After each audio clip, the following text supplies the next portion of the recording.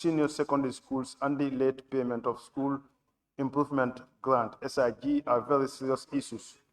Could the Honorable Minister for Basic and Secondary Education tell this August Assembly what modalities and remedial actions are put in place to address these issues once and for all? Honorable members at the back there, please, let's listen, please.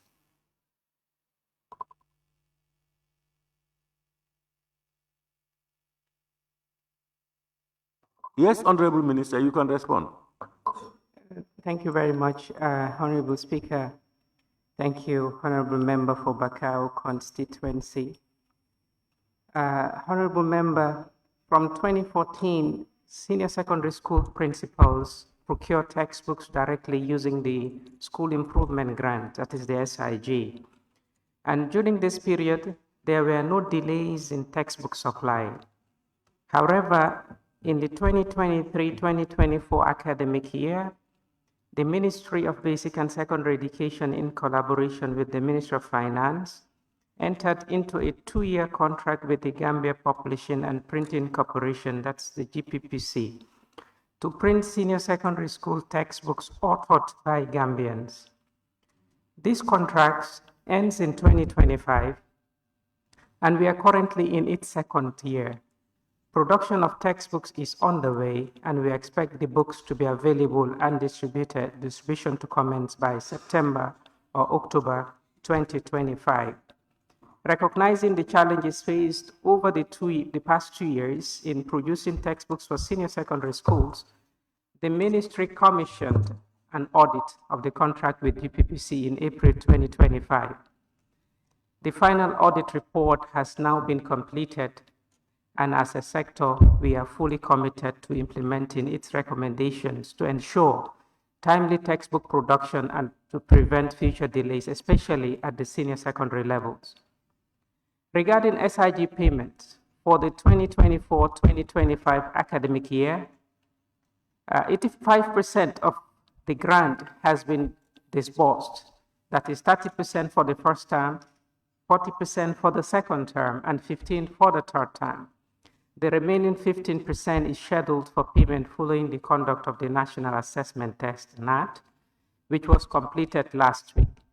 Consequently, the disbursement of this remaining amount is currently on the way.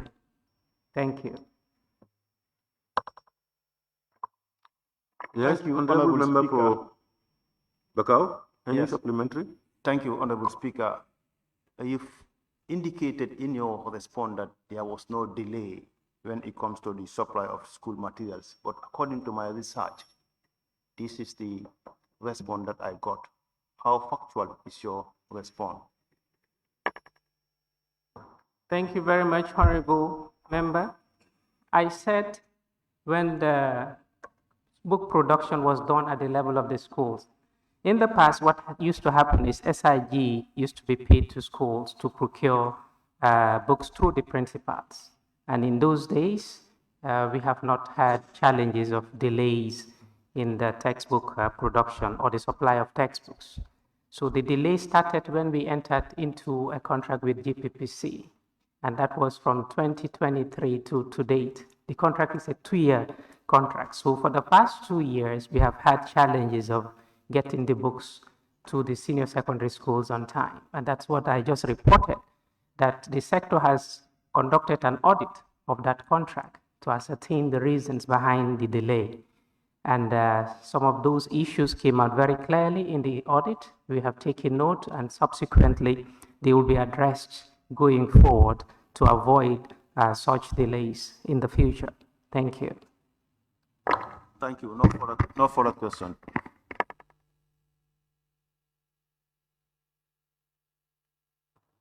Honorable Member for Kiang West. Honorable Speaker, thank you very much. Honorable Minister, could you kindly share with us those reasons of delay that you've just highlighted?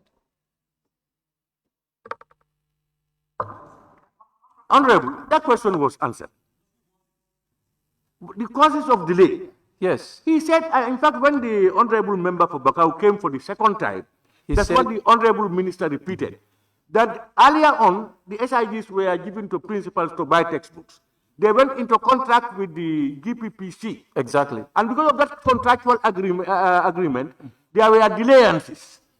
And Yes, that when that's- those delayances occur, they went and had an audit.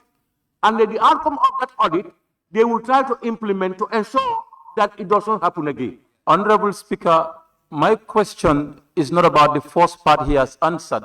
That is the SIG and the contracting. My question is not about that. But when they've contracted, they've had some delays after contracting. An audit was conducted on, and issues were highlighted in the audit. Those are the issues which were highlighted in the audit as the reasons for the delays that I'm asking for. Not different between SIG and the other one. Make it very clear then. Then you should make it clear. Then pose your question clearly. Yeah, so that is my question. The issues that were highlighted in the audit as per the reasons for the delay, as per the contract that you've just talked about. That's where I'm asking. Thank you. Thank you very much, Honorable. I think majorly the reasons for the delay were that the GPPC was overwhelmed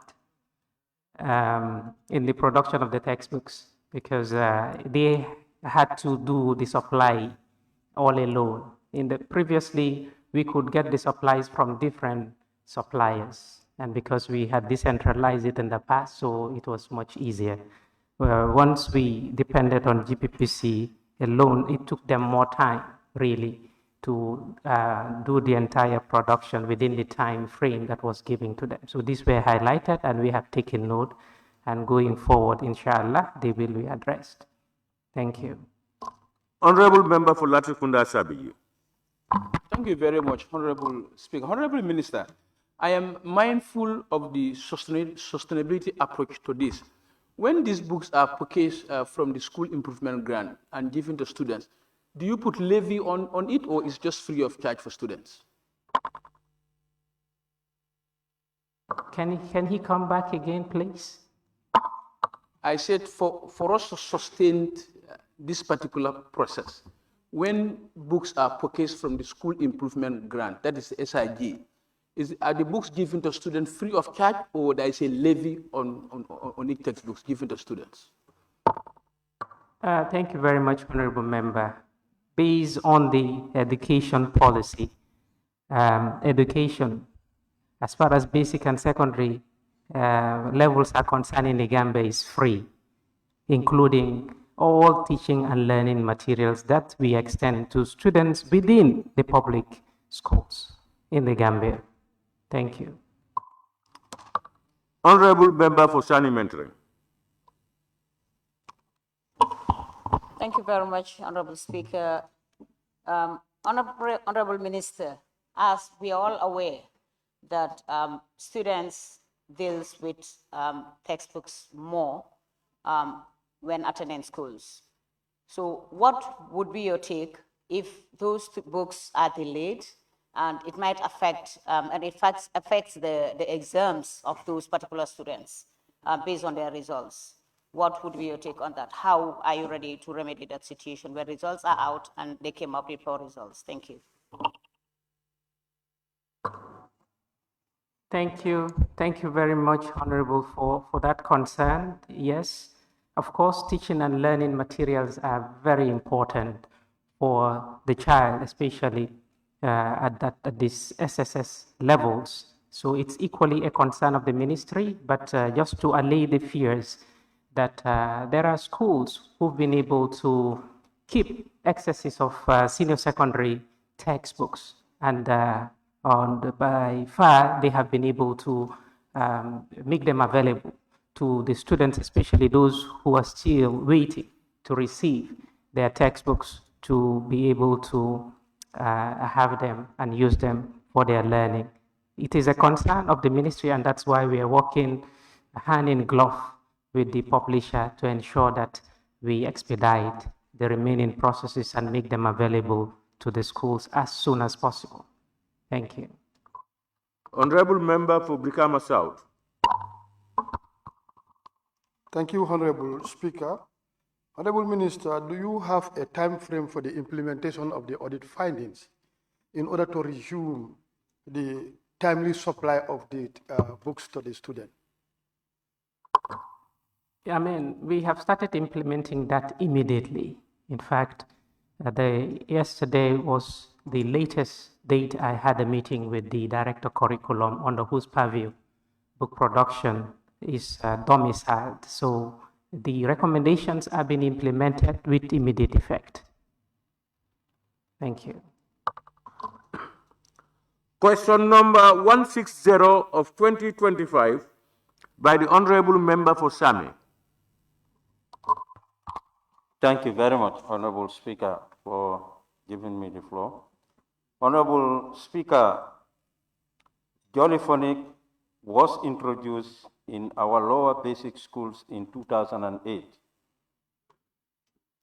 Jollyphonic, and later integrated national language in 2014 in order to improve reading skills of early grade readers from grade 1 to grade 3.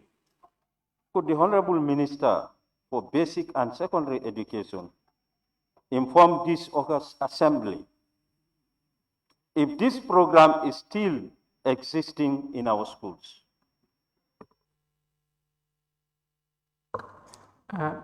Thank you. Sorry. Immediately, as the person asks the question, you can take the floor.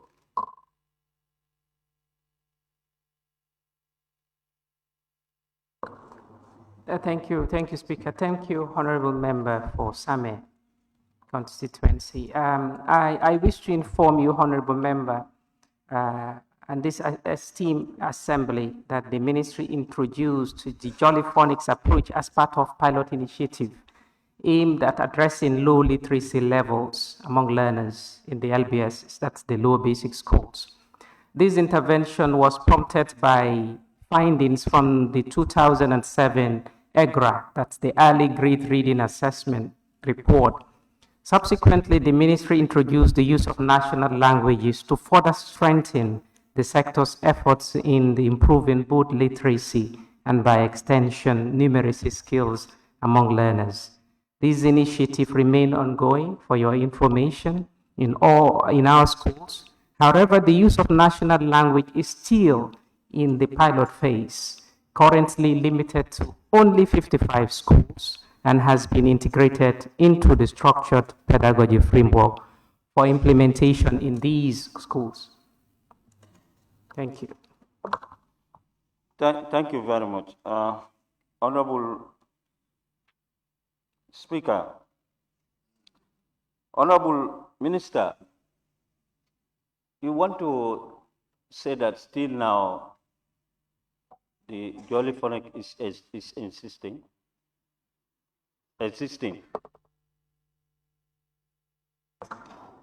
Your question? Yes, that's what he said. He said it's existing in, I don't know, 55 schools. In some schools, it's not nationwide.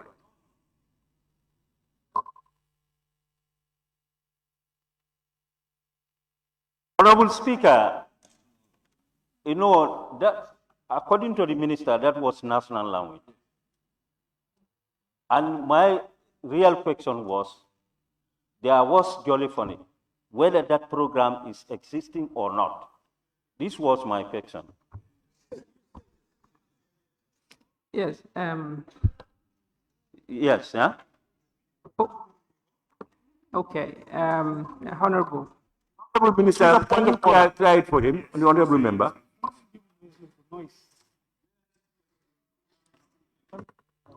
A point of order.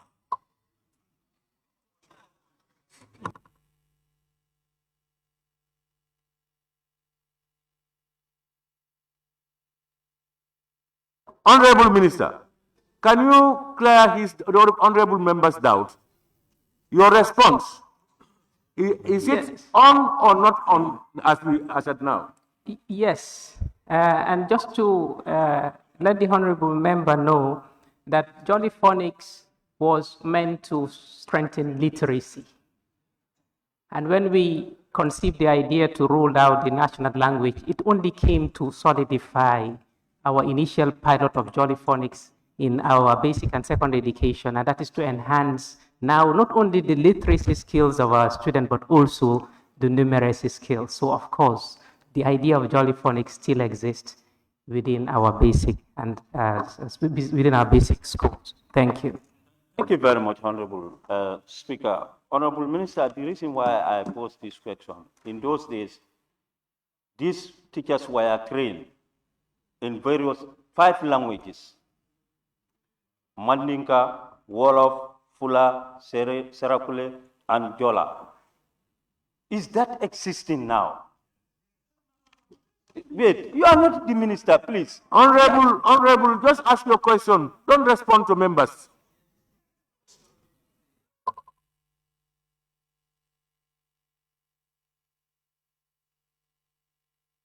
Honorable Minister, are teachers still being trained to learn those languages?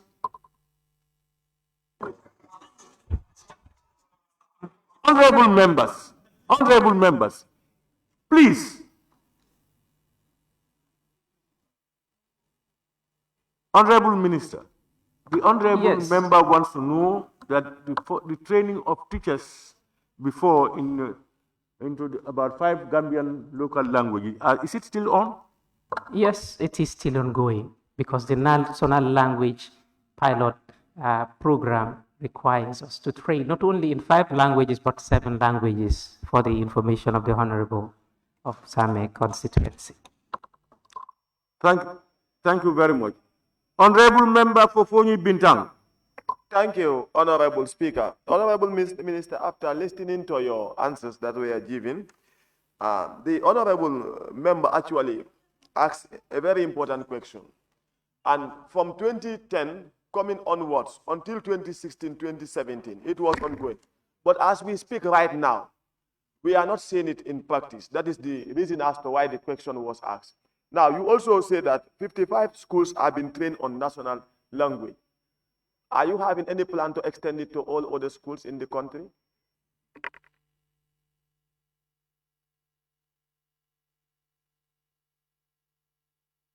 Oh yes, Honorable Minister, please. Thank you, Honorable Member. I mean, that is the intent. This is why it is called a pilot. It's a 5-year pilot to see how it fares within the sector. And if the pilot period ends, that is in 5 years, we are already into the first year. The intention is to scale it up. So the pilot period will give us a lot of opportunity to understand the issues and areas we need to strengthen, and some of the things really we need to put into their rightful places to ensure that when we begin to scale it up, we'll have less problems or issues to deal with. Thank you. Honorable Member for Kiang West. Honorable Minister, the further question I have to follow this up is a bit complicated, but I will use other avenues to get those answers from you. But however, and what you've mentioned about 50-something schools who are currently undergoing the national language learning, and which schools are those and which region are they? What studies inform that it should start from those schools? Honorable, that will be substantive. Honorable Member for Woolly East. Yes, thank you very much, Honorable Speaker. Honorable Speaker, we are very concerned about the pilot project. We'd be interested to know which languages are used in the pilot project and why. Why are those languages chosen?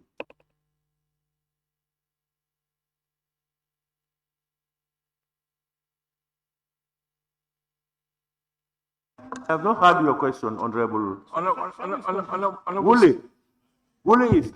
Yes, my question is, she mentioned a pilot project, and I'm interested which language is being used in the pilot project. Honorable Speaker, point of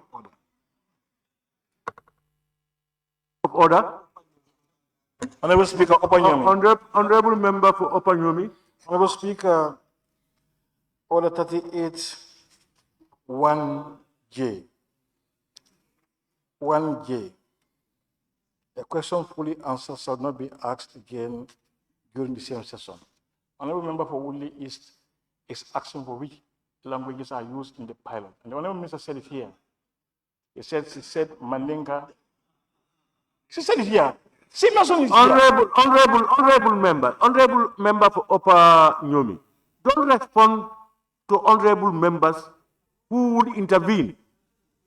Please, honorable members, allow somebody to express him or herself. Please. Honorable, the honorable minister is the honorable member who identified the languages. That's, he called in 5 languages. Honorable minister said it's 7. So, but he never said which languages. The question now is, the 7 that he is saying, yeah, I did ask your question, Honorable Woolley. Honorable Speaker, that one is regular one. We are talking about the pilot one. The pilot one is different from what the Honorable Minister was talking about. There are two projects, two issues. One is what is taking place in the schools. The other one is about a pilot project. I am concerned about the pilot project. Which language is used in the pilot project? That is my question. And you cannot disfigure that.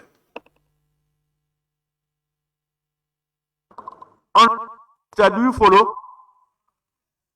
Please, go ahead. Thank you, Honorable Speaker. Thank you, Honorable Member. Like I said, the use of national language will be rolled out fully with the use of 5 languages. For the initial pilot, the language of instruction that we currently have is Wolof. And the reason for this is because the sector had materials in the Wolof language which supported the entire process of the pilot when it began. So at the moment, the 55 schools that we have the national language piloted, the medium of instruction is Wolof. Thank you.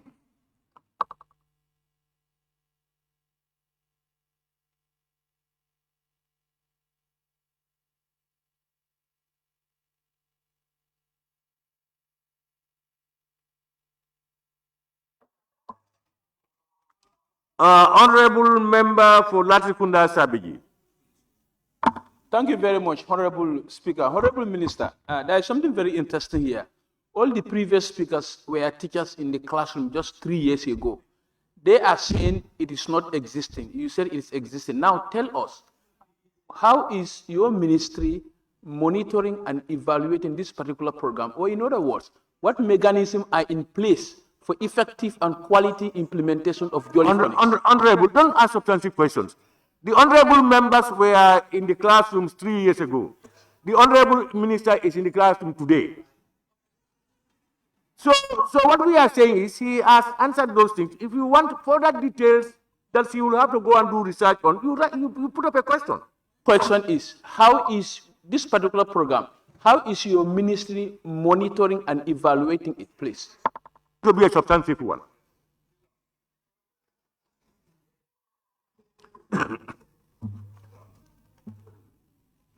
Honorable member for Sani Mentoring.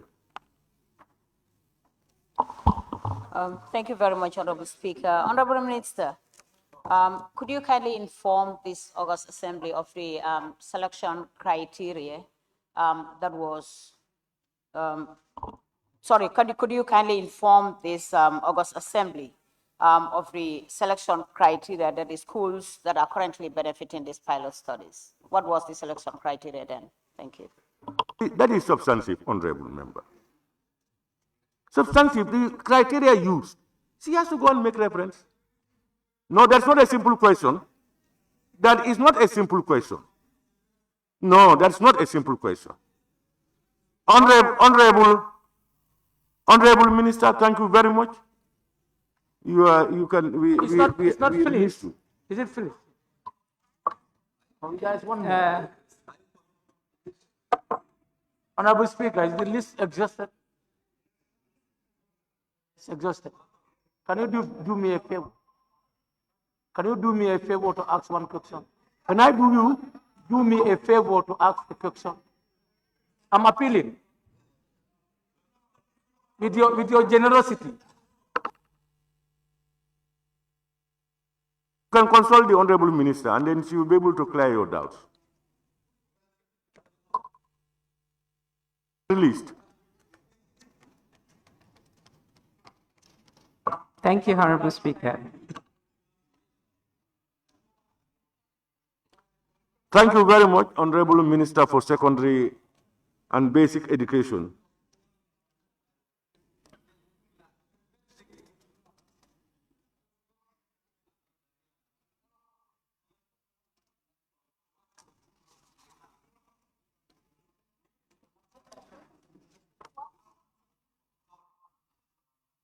Clerk, may we proceed?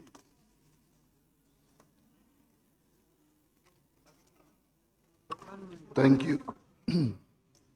Question for oral answers. The Honorable Minister for Public Service, Administrative Reform, Policy Coordination and Delivery.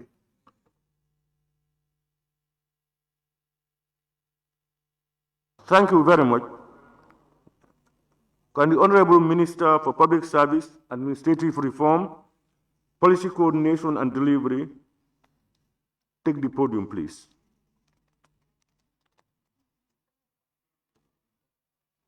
Pardon? He stepped out.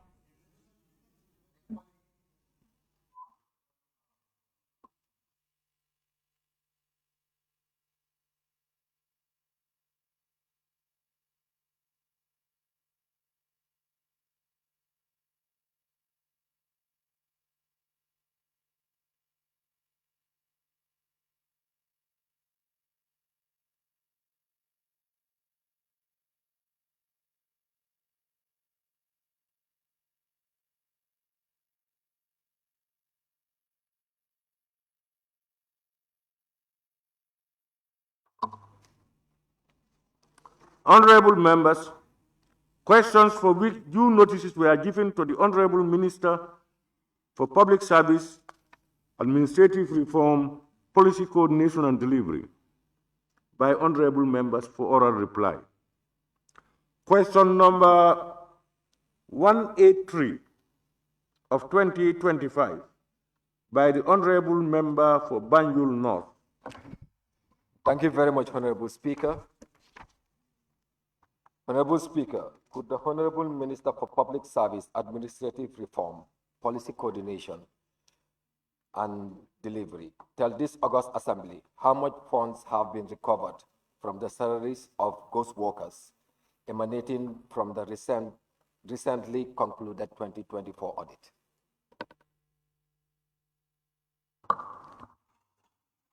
Honorable Speaker,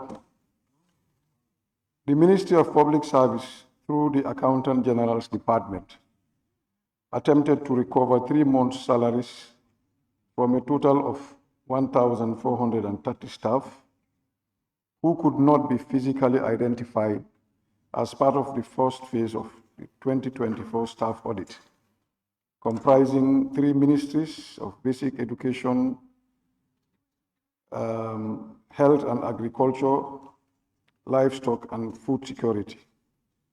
The salaries were paid to these staff through 16 financial institutions totaling 23,976,258.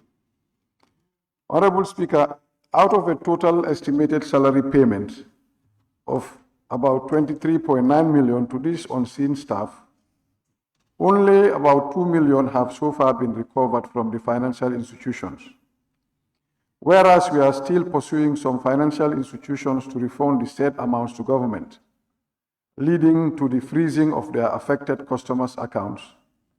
Many have reported that most of the funds had been withdrawn before receipt of our directive, so they could not refund the remaining funds in the affected accounts. For example, one of the banks identified to have received over 7 million could only refund just over 1.6 million to the Treasury main account, meaning nearly 5.7 million had already been withdrawn by the affected staff. We are also facing some challenge from some banks arguing that they need the consent of their customers or a court order to be able to release the available funds. In this regard, we have written to the Solicitor General and Legal Secretary to intervene and obtain us a court order to recover these monies from the financial institutions. Given our resolve to recover these funds, legal actions will eventually be instituted against these individuals if necessary. Yes, Manjul, no, if you have supplementary, don't wait for me. Just come out with your supplementary. I'm not waiting. Thank you very much, Honorable Speaker. Honorable Minister, thank you very much for that information. In terms of the recovery, do you have any timeline? Honorable Speaker, may I inform the honorable member that this is an exercise that we have not embarked upon in the way we are doing it currently. Because in the past, staff audits would be conducted and the staff that are on scene would have their salaries stopped. And the recovery was not being, followed rigorously as we are doing this time. It will be difficult to state a timeline currently, but all efforts will be made to recover them as quickly as possible. Thank you. Any more on a member for Banjul? Banjul, no? Thank you. No more. It's okay. Honorable member for Latrikunda Sabiji. Thank you very much, Honorable Speaker. Honorable Minister, how are ghost workers defined in the context of this audit? Are they fictitious persons, real persons not working, getting salaries, or those services those employees whose services were terminated but still receiving salaries?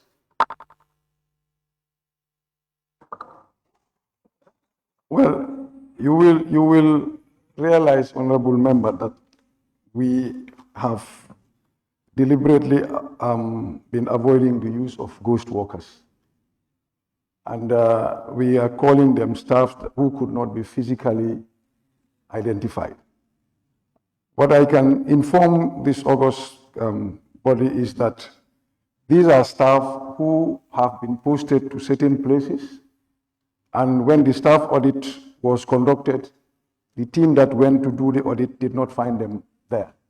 They are not fictitious names. They would have been individuals who would have been properly and duly appointed by the Public Service Commission, because no name will appear on the payroll if there is no appointment letter issued. So they are not fictitious.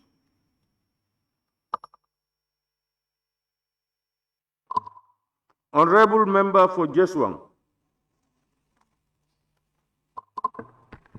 Thank you very much, Honorable Speaker. Honorable Minister, in your response, it seems you are targeting the institutions, that example, the banks, to recover those funds. Why not those who were receiving the amounts from those banks? Why not those people instead of the institutions? Honorable Speaker, we are calling them financial institutions, and they are banks, credit unions. Okay, these are financial institutions through which the salaries of civil servants are being currently paid. They include all of them. Pardon? No, honorable. Of course, they are included with the. You don't respond to his second question. Honorable, what the honorable member was asking is, you have said, you talked about banks or financial institutions. Why not the people affected? Why don't you give out the names of those whose monies they have collected back from the various banks? I think that was his question. Thank you, Honorable Speaker. At the moment, we are working with these financial institutions. That's why in the final statement, we have indicated that we will be taking legal actions against individuals, not financial institutions. It will be against individuals. In fact, we are even thinking of publishing the names of those concerned eventually, to give them notice that you owe X amount, and we are giving you, period Y for you to settle it. If not, we will take legal action. Honorable member for Woolly East. Sorry, Honorable Member for Central Badibu. Thank you, Honorable Minister. Honorable Minister, I'm not very much clear the money that is paid to the banks, because after your assessment, I think it's the Treasury that released the funds to the banks. Was it that you didn't, finalize with Treasury, or those funds were already paid before you finalized your assessment? I'm not clear. The money that you cannot get from the bank. Honorable Speaker, the arrangement is at the end of every month when salaries are being paid. Treasury releases the funds for each individual whose name is on that payroll to go to the financial institution where you are supposed to receive the money. Say, for example, the salaries are paid on the 25th. From that point, up to the time that the amount is going to appear in the individual's account, the individual will have access to those funds. And Treasury would not know who may have received his or her salary until a reconciliation is done through the, staff audit. And that is what we have been doing with the financial institutions following, the staff audit. But the fact of the matter is, those who have not been on their post should not have received the monies. The money should have been in the accounts because they had already left their positions on ceremonious. But the individual who wants to commit a crime or, act in a fraudulent manner, if he has access to that money, he would take it. Yeah.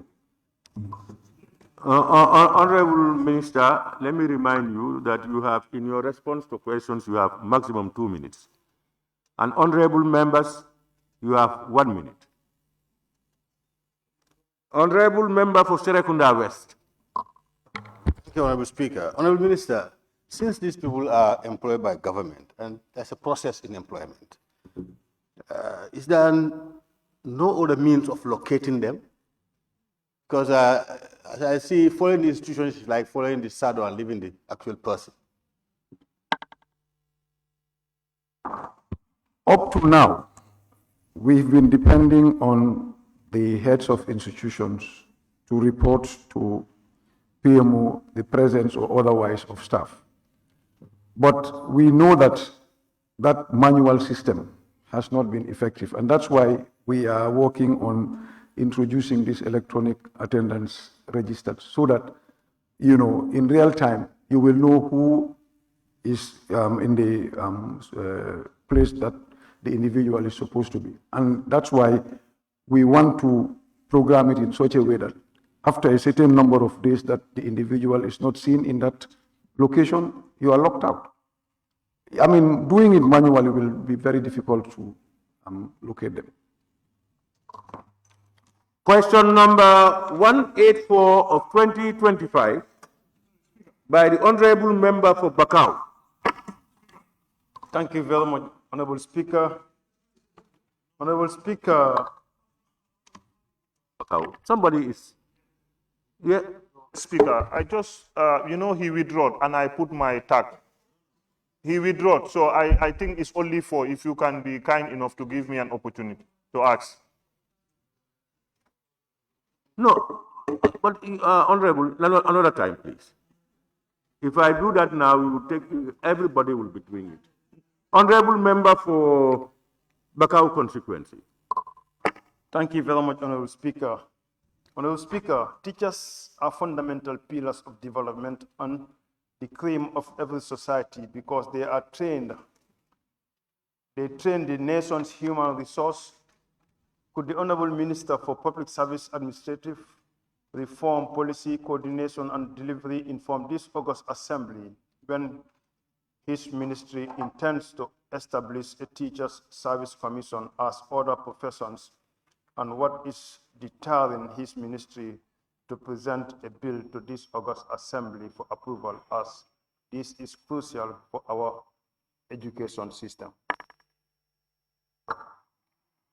Honorable Speaker, while I totally agree with the honorable member that teachers are fundamental pillars of development in any country, especially developing ones, the experience in the Gambian education system over the years shows that the absence of a Teachers Service Commission has not affected efficiency and effectiveness in the appointment, promotion, and discipline of teachers if the principal aim of such a commission is to address such issues for teachers, among others. Through a delegated function from the Public Service Commission, a committee on promotion, appointments, and discipline of teachers was established in 2014 and has ever since been speedily handling the appointments, promotion, and discipline of teachers in grades 6 to 8, and plans are at an advanced stage to include teachers and sector staff in grades 9 and 10. And consequently, this committee will be in charge of over 95% of the staff in the sector. As part of our administrative reform function too, a functional review study was sanctioned to determine the functionality of different government entities, and the review has come out with strong recommendations of merging some and realigning others with some existing ones for optimality instead of creating new standalone structures to carry out functions that are being already performed by others. In view of the foregoing, my ministry has no intention of establishing a Teachers Service Commission, but rather to support and strengthen this committee to perform the work that a Teachers Service Commission would have been established to do with additional cost burden on the already strained budget. Thank you very much, Honorable Speaker. Honorable Minister, when we talk of best practice, is it not necessary for this establishment of this commission?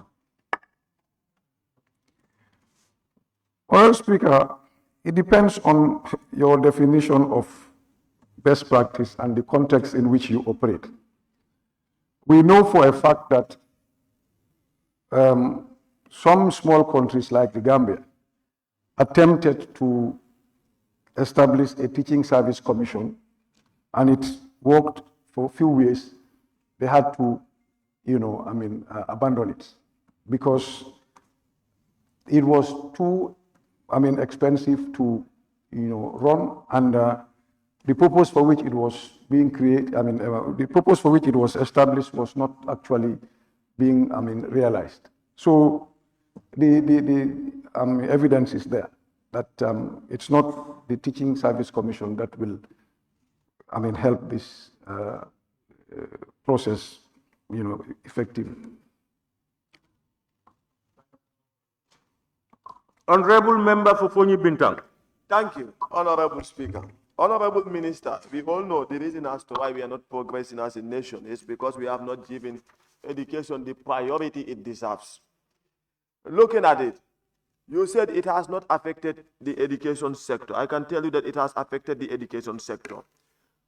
Now, the committee that you are talking about, it will be ideal for us to come up with the commission.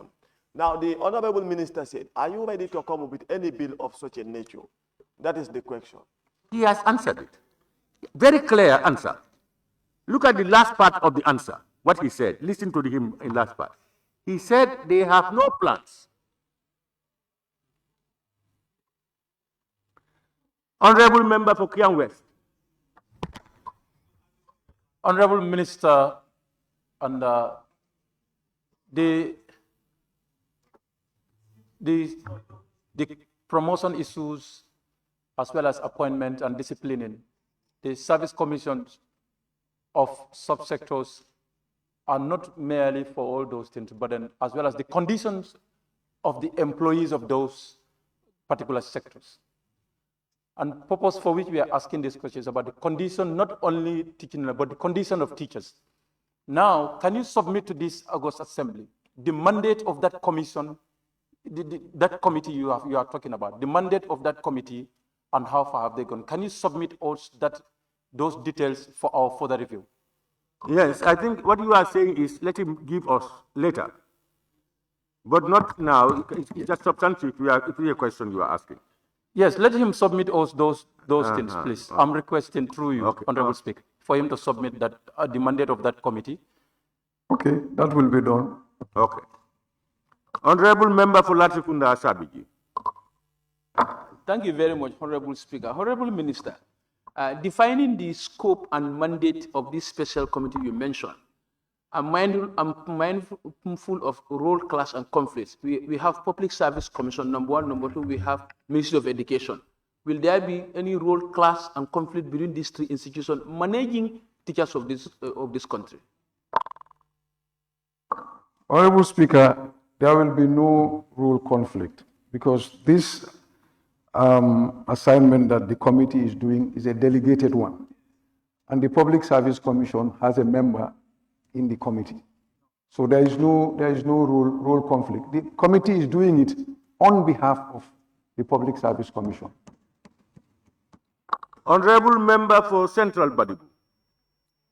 Thank you very much. Honorable Minister, we know education has been setting up committees, different committees in monitoring, teaching, and learning, in short, efficiency in the school system. But I believe the Teacher Service Commission is very progressive and is there. The mandate will be to look at the overall. Hope the committee will not be limited as that of the commission that we are envisaging, and that even in the former draft constitution, I think we have this Teacher Service Commission. That's what the whole Gambian and the educationalists are looking forward. So if you say that you don't have hope that can work, the committee do the work of a commission? Ask your question properly, because you're saying about a lot of questions, almost. Honorable Minister, do you understand him? Please. Honorable Minister, do you understand the question? I did not get a question from it, but a statement which I want to... No,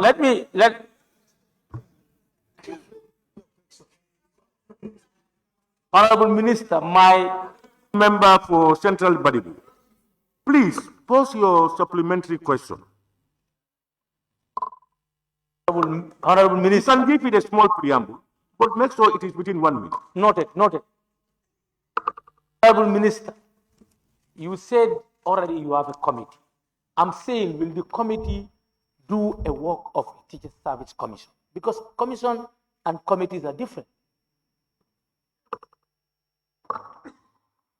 The committee can do the function of the commission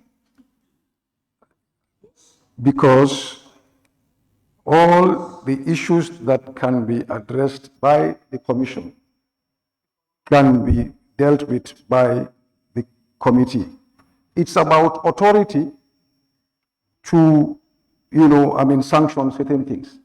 If you set up a commission, the commission will be there to, act in lieu of the Public Service Commission that we have now. But that authority still would remain with the Public Service Commission, and the committee will be able to act on behalf of the Public Service Commission on any matter related to teachers' appointments, promotions, discipline, even welfare. Honorable Member for Bikama South.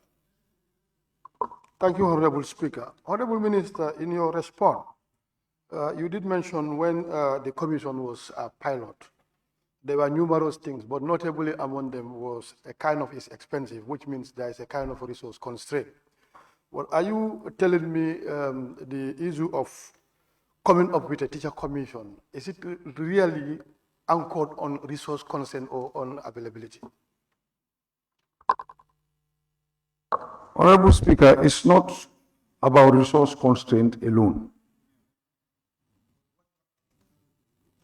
It's not about resource constraint alone. It's part of it, but one of the things that we are trying to address is to curb the, proliferation of entities whose functions are being carried out in one way or the other by existing ones.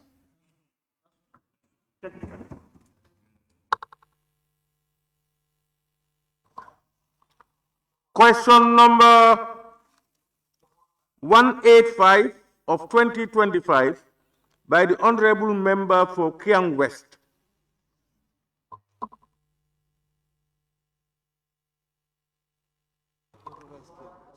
Okay, but then I'm not wrong.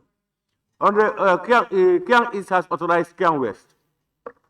Yes. Honorable Speaker, thank you very much. I'm reading this question on behalf of Honorable Member for Kiang East.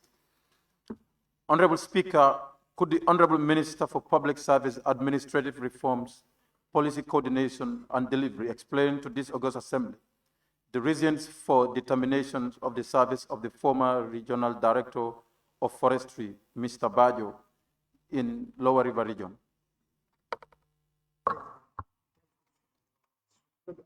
Honorable Speaker, the Personnel Management Office received a complaint against Mr. Bajo alleging the use of discourteous language deemed to be offensive and disrespectful against a senior officer in his ministry. Following receipt of the said complaint by the Personnel Management Office, the Permanent Secretary conducted a preliminary investigation into the matter in accordance with Regulation 52(1)B of the Public Service Commission regulations. Based on the recommendations of the Permanent Secretary, Personnel Management Office, and considering the gravity of the allegation, the Chairman, Public Service Commission, acting in accordance with Section 48 of the PSC regulations, constituted a 3-member investigating committee comprising a member of the Judicial Service Commission and 2 members of the Public Service Commission to further look into the matter. Following a thorough review of the matter, the investigating committee of the PSC charged Mr. Lamin Bajo for committing gross misconduct in accordance with Section 6.11, subsections 9 and 10 of the Code of Conduct for the Civil Service.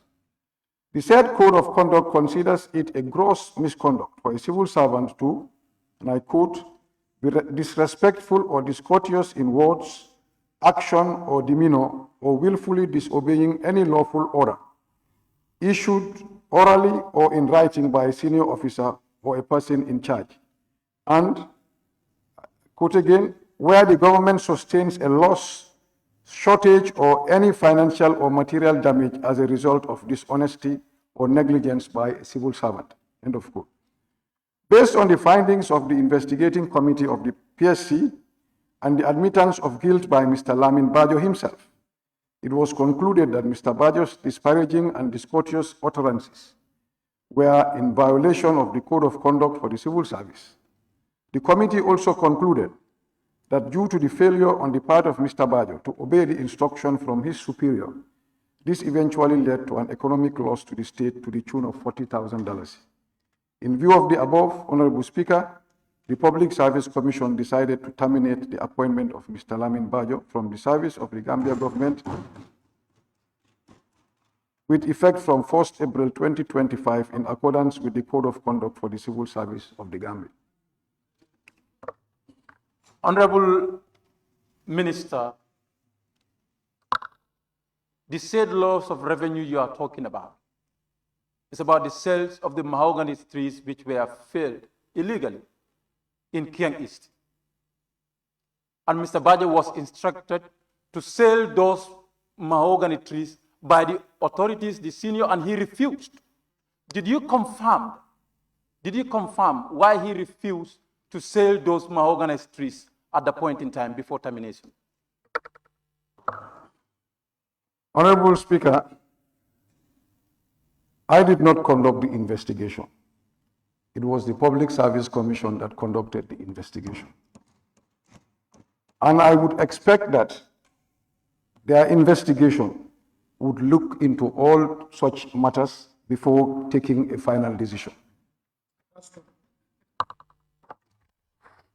Honorable Minister, you speaking on behalf of the Public Service Commission, as per the termination of this person, we expect you to be able to explain to us and confirm, yes, our assessment has concluded that he refused to execute this lawful order in a due time.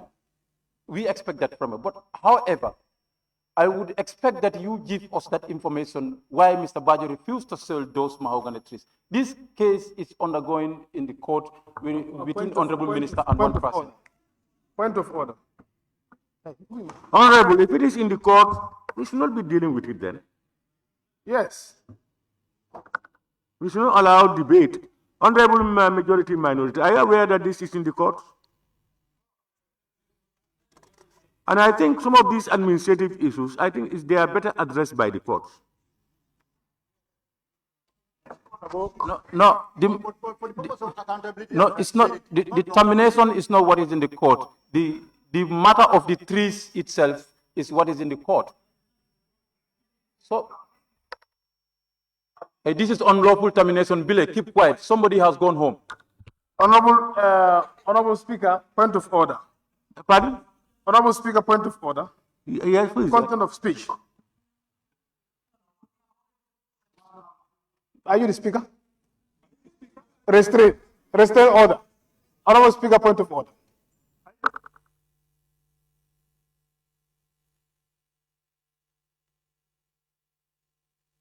Member, if you have point of order, you rise to the point of order. Controller, do you have majority? Yes. Honorable Speaker, I'm rising on order 29, content of speech. No member shall impute improper motives to any other member. And what the man is imputing now, somebody has been sent home because of this. It's not as if we are not sympathetic to the situation, but it's the fact that the issue is before the court. That's what he said, that you cannot impute as if honorable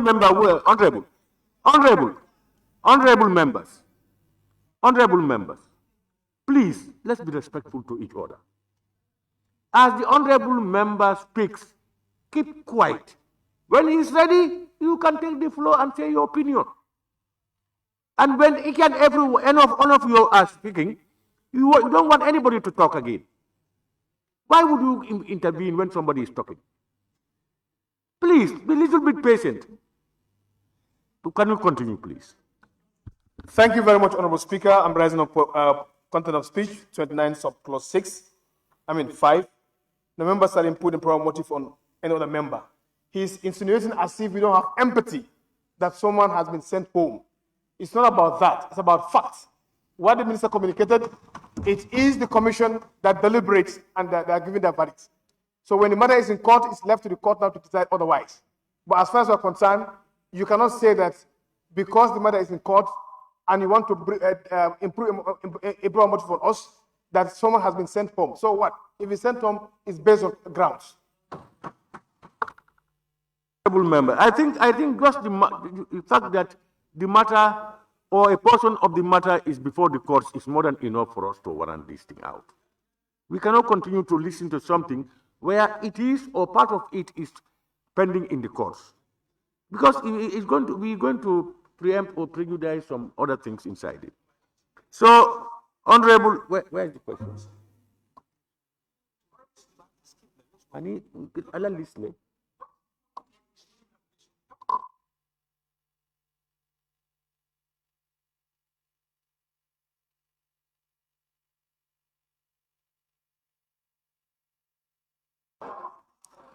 Honorable member for Talinding Kunjab. Speaker. Yes, thank you. It's supplement. Honorable, can you be shouting on the speaker, please? You are shouting on me. I never gave you the order to talk. You cannot talk. Just take your foot on your microphone and talk. I told you this is not a bantaba where you go and drum. You jump and dance the way you like. We are an institution, a bantaba with a difference, regulated by our own laws. Please, Honorable Member for Talinding. Honorable Speaker, I ask only one supplementary question. No. What is going on? I ask only one supplementary question.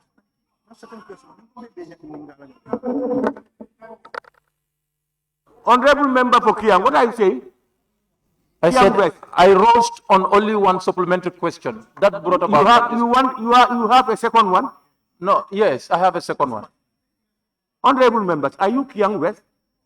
Please. Honorable member for Kiang West, you have a second supplementary? Exactly. Please come on. Honorable Minister, which senior staff was the complainant? No, wait, it's not at court.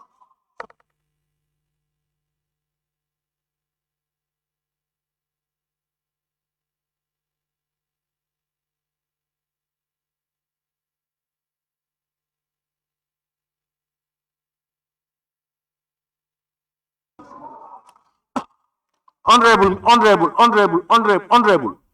I don't want us to go into, in fact, I don't want us to go into details of this particular issue. Because already the honorable member himself said part of it is in the courts.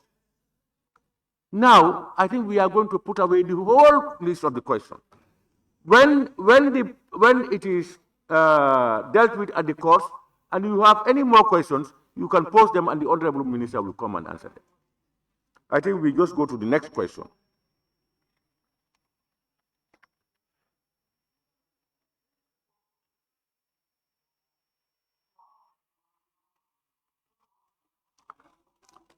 Question number 186 of 2025 by the honorable member for Bundukakunda. Thank you very much, Honorable Speaker. Honorable Speaker, could the Honorable Minister for Public Service, Administrative Reform, Policy Coordination and Delivery tell this August Assembly whether his ministry has any short-term or long-term plans to incorporate or integrate Arabic students who have the required qualification into government ministries, agencies, and departments aside from education sector?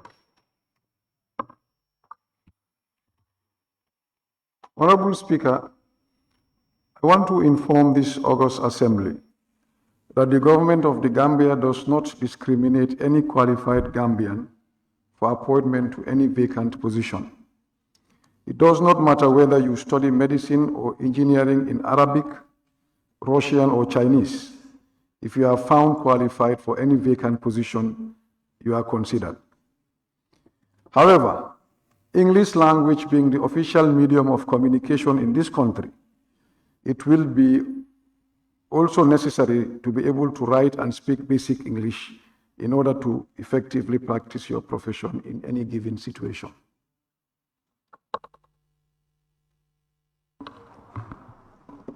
Thank you very much for that response. Honorable Minister, so for that being the case, the reason why I put this question is just to know what are some of the opportunities for Arabic students, because we know most of them are in the educational sector, whether there are other ministries or departments where they can also equally, at least get employment. Honorable Speaker, the opportunities are there for them to be in any department, so long as, one, they have the basic qualification, and two, if they have knowledge of basic English, because it's the official language. They will not be discriminated against. Honorable Minister, I think you are very clear. If you are qualified, whether you are an Arabic student or not, if you are qualified, yes, you can have access, you can be employed.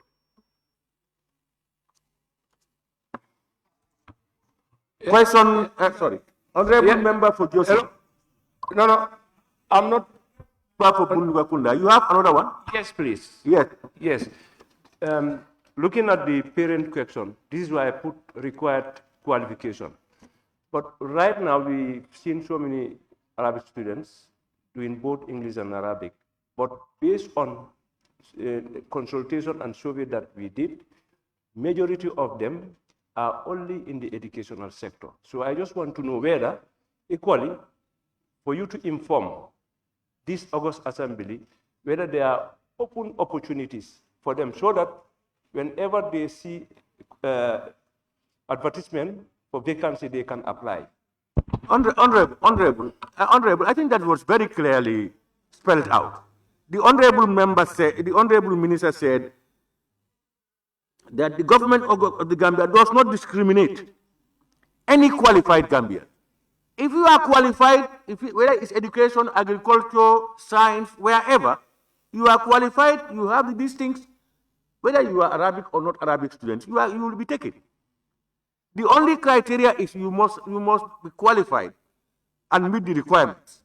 If you meet the requirements, you are okay.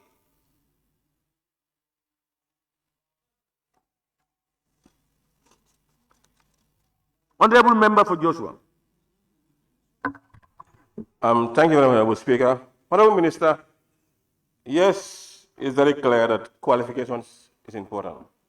But my question here is, are there any options that could be in place to put qualification and also include the Arabic section in it? Because when you say qualification is only specific only in English.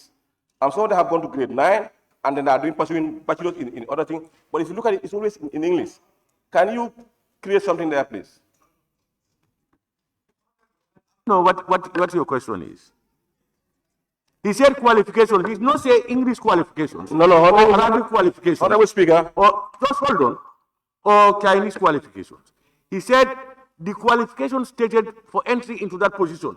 If you meet it, whoever you are qualified to go in. Now, what is your question? Honorable Speaker, we all know the system here. When you talk about qualification, exemption is already there. Arabic students are no more considered.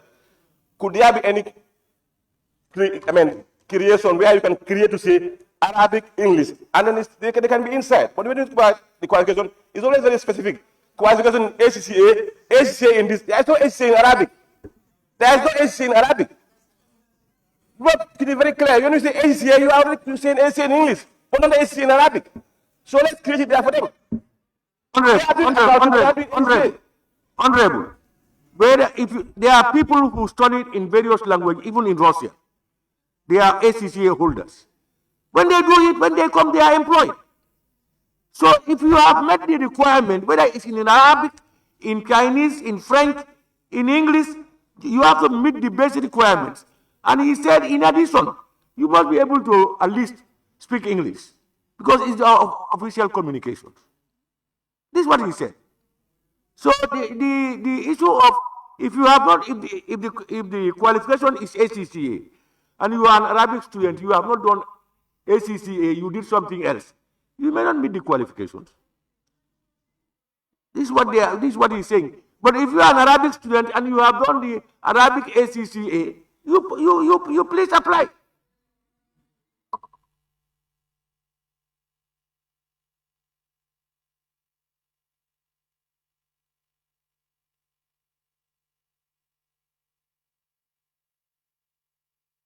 Member for Central Body. Thank you. Honorable Minister, those that study Chinese or Arabic, if they come, do you have a way of synchronizing it to our standard, or do you have a means of standardizing it?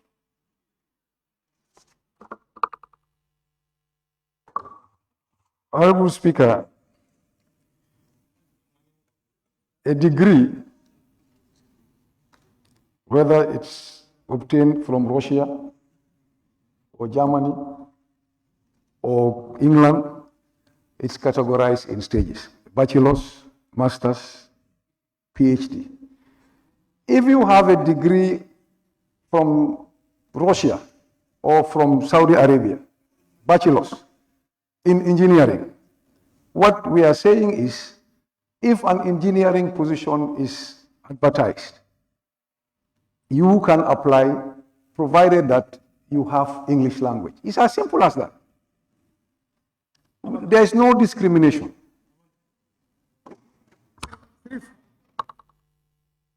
Honorable Member for Fonyi Bintang. Thank you, Honorable Speaker. Honorable Speaker, the member for Bunuka Kunda and the member for Joshua were very accurate and sensitive in their asking of questions. The reason Honorable Member, sit down. Honorable Member, sit down. Honorable Member, please.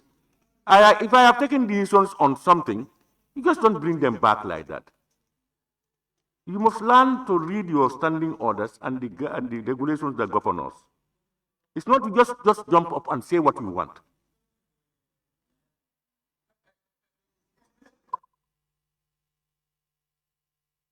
Question, please. Honorable Speaker, we must be patient in Parliament for us to answer to each other's questions. I say we must be patient in Parliament to answer each other's questions as well. No, Parliament is not about patience. It's about laws governing us. Yes, and but when you are within the laws, whether somebody likes it or not, you have the right to go ahead. Honorable Speaker, as patient as we may be, if it is outside the laws, we will throw it out. And also, you cannot also be answering and defending on behalf of the ministers all the time. No, I am not answering any time. Please, honorable member, that's not factual. I am not answering questions. I am doing my job in respect to the standing orders. A question that has been fully answered cannot be brought back again. Okay. So that's what I'm saying. Honorable, please ask your question or you take your seat. Yes, I am ready to ask my question. As difficult as it may be, I will ask it. Because yes, ask your supplementary question or you take your seat. Honorable Minister. Yes, Honorable Speaker, just listen. Honorable Minister, the question is, someone who have bachelor's in agriculture, and this individual is expected to go to the farm, you understand, or to be into agriculture. Why is that English so special? And even said we can speak Mandinka to one another, we can speak our local language to one another. Why is that English so special? That is what I want to know. It's also important, honorable members. When questions are asked and they are being responded to, you listen very attentively. It's very important. That question that he is posing is just answered by the honorable minister. Just now. That if you speak Arabic, if you are a BSc in Arabic, and you have done engineering, you have done that, and there is a vacancy, apply. Just that you need to be able to communicate in the English language. That's why I think the minister responded to that.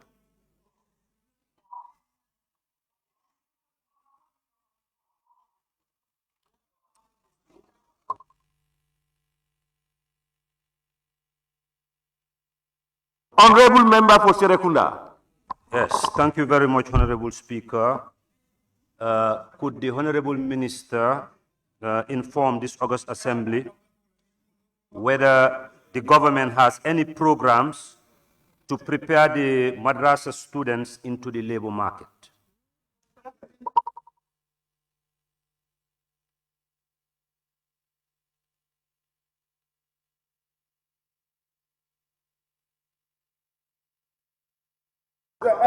Honorable Speaker, please, point of order. What is the point of order about honorable? Honorable Speaker, I'm rising on point number 32. No member except the Speaker. When members of Parliament ask a question, you should allow them to learn. Before the minister responds, they will respond to the person. No member except the Speaker shall interrupt another member. You cannot be like Honorable Sanya from Honorable member for controller, sustained. You are more than right. No member,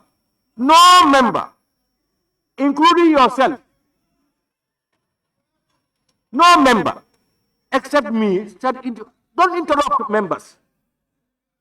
I am the only person who has the right to interrupt. And that's why when the member for Latrikunda Sabegi is speaking, if I interrupt, take your seat. You take your seat.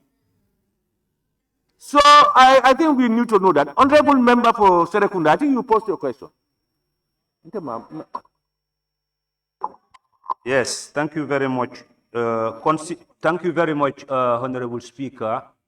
Considering the parent question, and to avoid playing to the gallery as the Gambia is a British colony, my question would be, does the government has any programs to prepare the Madrasa graduates into the labor market? Point of orders, Honorable Speaker.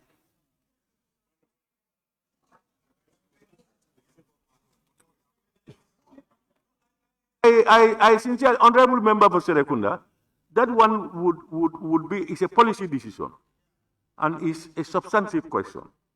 Because this one, the principal question, if you look at it, talks about whether there are plans to incorporate or integrate Arabic students who have required qualifications. That is different, honorable member. How can you say that that's different?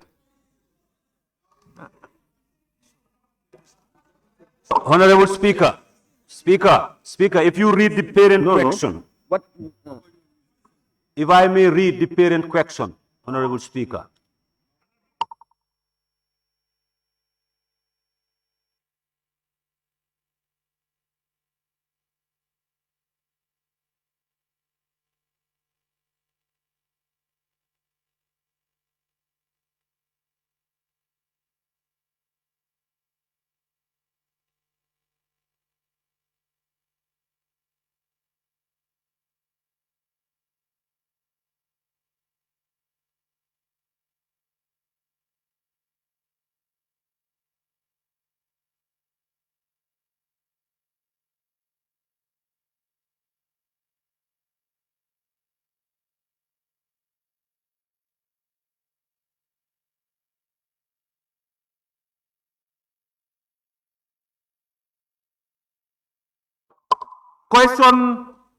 Question number 187 of 2025 by the Honorable Member for Jara West.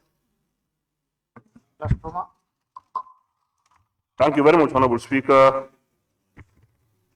Honorable Speaker, the ban on teachers' employment is affecting some schools in having qualified teachers, particularly on subjects like French. And also some communities are identified by MOPSI to start lower basic school, but could not proceed because of the moratorium on teachers' employment. Could the Honorable Minister for Public Service, Administrative Reforms, Policy Coordination, and Delivery explain to this August Assembly when is the Ministry lifting moratorium on teachers' employment? Thank you. Honorable Speaker, I want to inform this August Assembly that there is no ban or moratorium on teachers' recruitment as far as the Ministry of Public Service is concerned. What happened was that through the CPAD, the Ministry of Basic and Secondary Education over-recruited teachers in October 2023, resulting in problem of paying teachers' salary in the month of December 2023. When the problem was investigated, it was found that they overshot their approved manpower budget by over 1,000 teachers as a result of the over-recruitment in grade 6 and 7. This had to be regularized. So throughout 2024, they could not recruit additional teachers as they did not have any vacancies as per the approved estimates of 2024. Since January this year, PMO and MOPSI have been working together in order to regularize the situation, which requires promoting staff in grade 6 and 7 to upper grades of 8 and 9.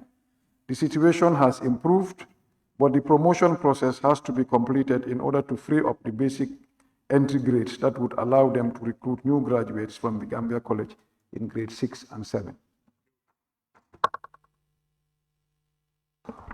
Thank you, Honorable Minister. It's a pity I cannot pose back that question to you, but I sent a parliamentary question because I make some research within my community. And some schools have challenged to have qualified French teachers. And when I posed the question to the Minister of MOPSI, they said they have teachers moratorium, they ban on teachers' employment. So that was why I brought this question back. But still now there is a challenge in employing qualified teachers. How soon would you regularize what you just mentioned now? As I said, MOPSI and PMO are working on the matter. It's up to them to free up places in grade 6 and 7. By the way, grade 6 and 7 are meant for those coming out of Gambia College, the new entrants. That's where they over-recruited. And they have vacant positions in grade 9 8 and 9, as well as a lot of positions in grade 4 and 5 that they did not fill. So it's like having vacancies in positions that they do not, have need for. That's the regularization that is going on. Because if you allow them to recruit, it means that they will be having more, people in grade 6 and 7 that they have already, over-recruited. But even tomorrow, if they can free up, space in those 2 grades, they are free to recruit.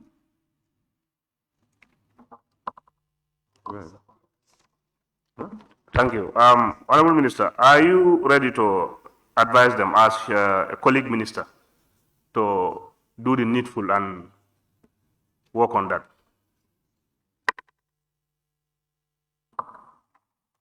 Honorable Speaker, the PMO and the MOPSI HR are working very closely. In fact, sometimes I join them in their meetings. It's a very, intensive work that they are doing together. But they have now started reducing the over-recruitment. Honorable Member for Kiang West. Honorable Minister, when you say over-recruitment, and can you please try to enlighten us a little bit about it? Because what we are aware of is that so many teachers are going on even on double shifts. So how is it possible that there is an over-recruitment? There was, if there is.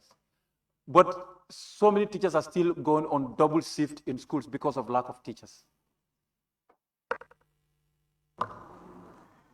Honorable Speaker, every year, each ministry comes to PMO and discuss its manpower budget. And in that manpower budget, the number of people that you are supposed to recruit for your ministry is agreed upon. When we talk about over-recruitment here, it's affecting grade 6 and 7. What it means is, if your approved number is 1,000 and you recruit 1,200 in that position, you have over-recruited.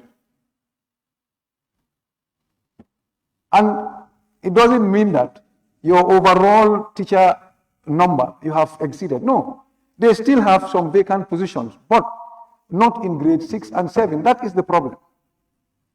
And that's the work we are doing with them, to make sure that they free up places in grade 6 and 7 to be able to recruit teachers. But they need to, do that freeing up by freezing some positions in those grades that have vacancies and they are not, using them. All right. Yeah, honorable. I think we only need to understand what the minister said. This recruitment problem is grade 6 and 7. Other grades, there are vacancies they can employ if they want to employ. But over grade 6 and 7, they have overtaken. If they are to take 10, they have taken 15.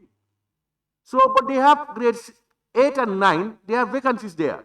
They can promote these people there so that they open up the vacancies in this other grade to be able to recruit more if they want to do so.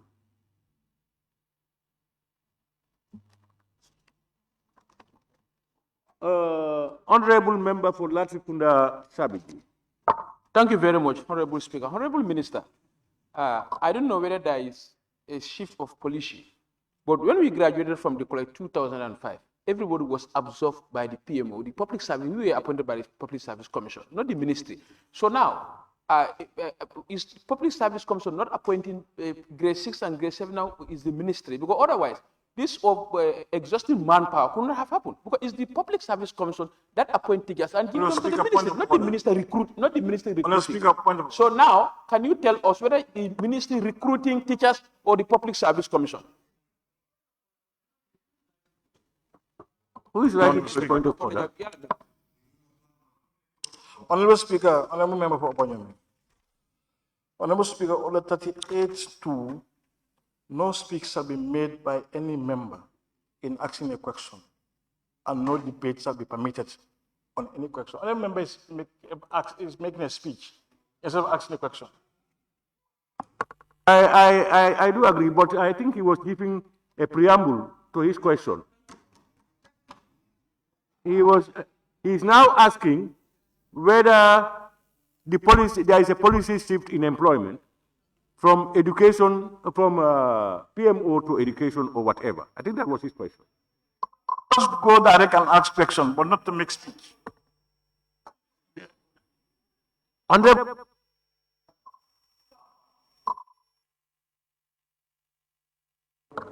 Honorable Speaker, there is no policy shift. PSC is still the appointing authority.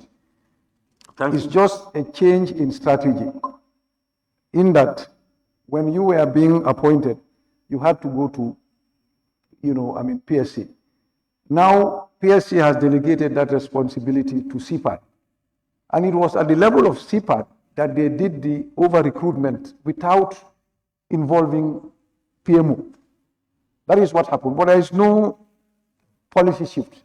PSC is still the appointing authority. Thank you. Honorable Member for Sani Mentoring. Thank you very much, Honorable Speaker. Honorable Minister, could you kindly inform us so far how many percent have the ministry, or was the ministry able to reduce in terms of over recruitment?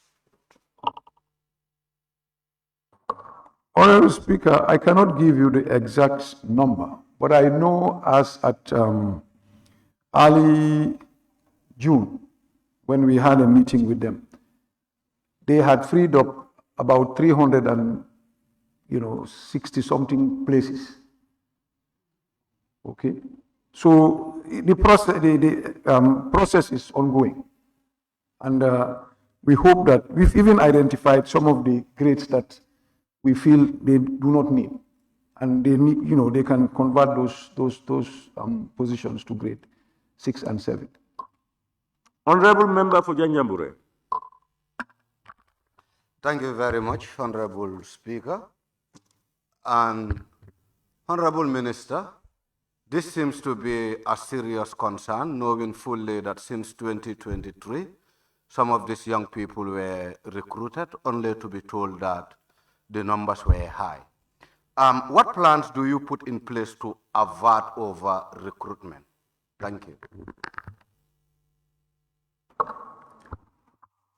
Honorable Speaker, we have instituted a mechanism now where if they identify the numbers to be recruited, they will not issue the letters.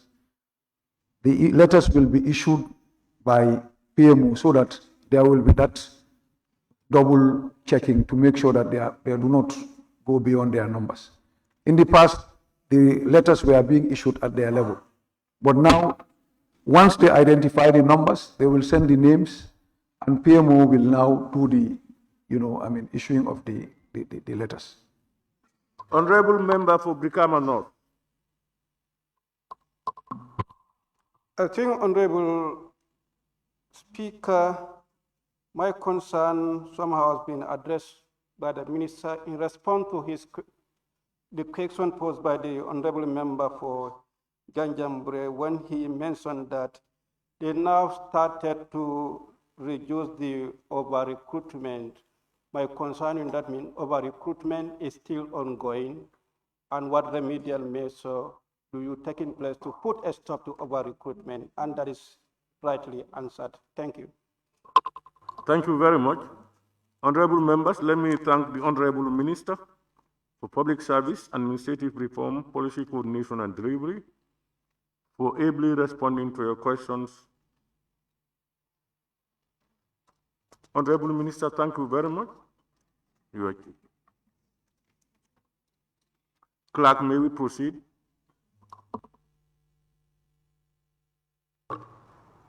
Thank you. Question for oral answers. The Honorable Minister for Information, Media and Broadcasting Services. Thank you very much. May I now invite the Honorable Minister for Information, Media and Broadcasting Services to take the podium.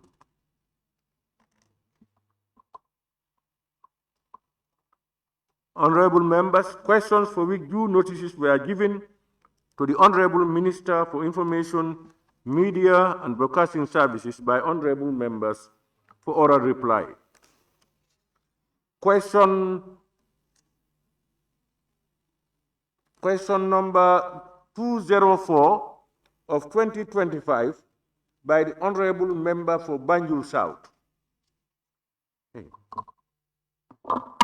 Thank you, Mr. Speaker. Mr. Speaker, can the Honorable Speaker, as citizens, we are hearing of crimes regularly. Yet, the Honorable Minister for Information keeps saying on radio programs that crime rate has gone down. Could the Honorable Minister for Information, Media and Broadcasting Services give us empirical evidence that crime has actually gone down with actual figures to back his numerous claims? Thank you.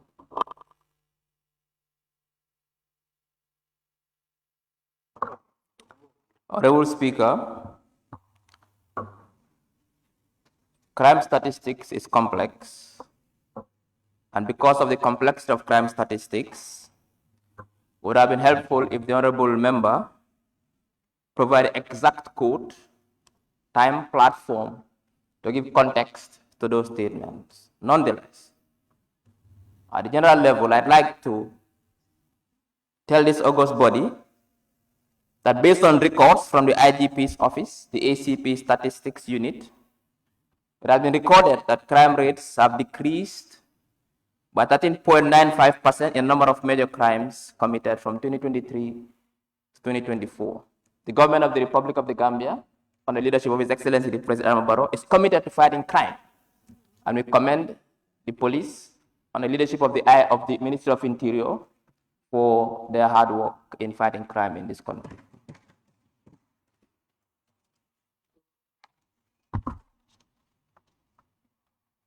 Honorable member, if you have supplementary, don't wait for me. Just get up and then. Thank you. Mr. Speaker, when you say empirical evidence, it is quite evident. It needs considerable evidence, variable rather than theory or pure logic. We applaud what His Excellency is doing. We need the Honorable Minister not to shy behind, because he goes to the media every Tuesday. So I can say that he goes to the media every Tuesday. No, I'm saying we need variable rather than theory or just pure logic. Considerable evidence to say that, because every week, if we are genuine to ourselves, we Point hear, of order, Honorable. need variable. Honorable members, Honorable, you put your supplementary question, not to give statements. That's why I said we need variable. Yes, just put that up across. Yeah, your question is for the Honorable Minister to provide. I said empirical evidence, and I'm saying the meaning of empirical is variable rather than theory or pure logic. So we need the Honorable Minister to give us dates, time, and everything. Variable evidence. That's reason he says that crime is going down. Honorable Speaker, honorable members, I think he said from the statistics, police statistics, official statistics of crime rates in the Gambia, it has gone down. I think that's what he said. Mr. Speaker, when I say... Honorable Speaker, but I rose on a point of order. Yes. I did, on many occasions. Yes, what is your point of order, Honorable Nominated Member, Keba? Honorable Speaker, I'm rising on 38C and J. And with your permission, I will read. 38C reads, a question shall not contain arguments, inferences, opinions, imputations, epithets, or tendencies, ironical or offensive expressions, or hypothetical matters. The Honorable Speaker is making an argument. Honorable, that is sustained.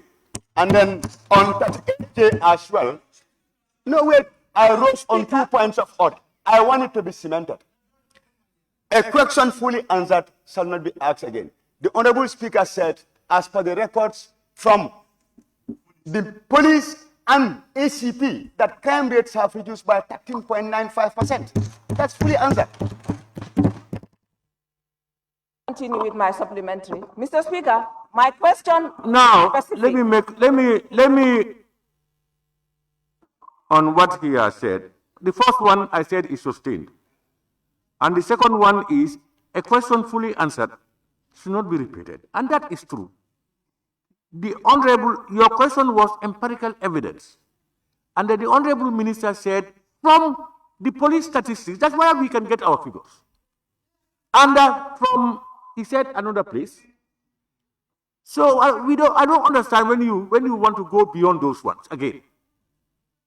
Honorable Minister, are you aware of those things? Do you have any other thing to add to what you want to add as to his questions for clarity? You are asking? You want to put away this one? I have my supplementary questions. I think you said it wasn't clear. What I'm saying is the one you just asked. Yes. I want whether the minister has anything to add onto what he said to clarify your doubts. Mr. Speaker, I said actual figures to date is numerous. It is not only one. We need at least, because we need murder cases, crime cases, burglary cases. That's why I said to give us actual. My question was very clear.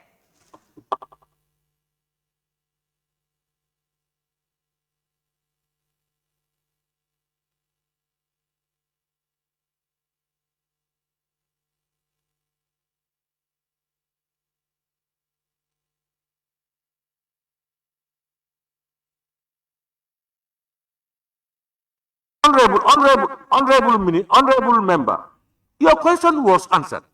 You would not talk, what you are saying now is not what is in the question. Your question is, could the Honorable Minister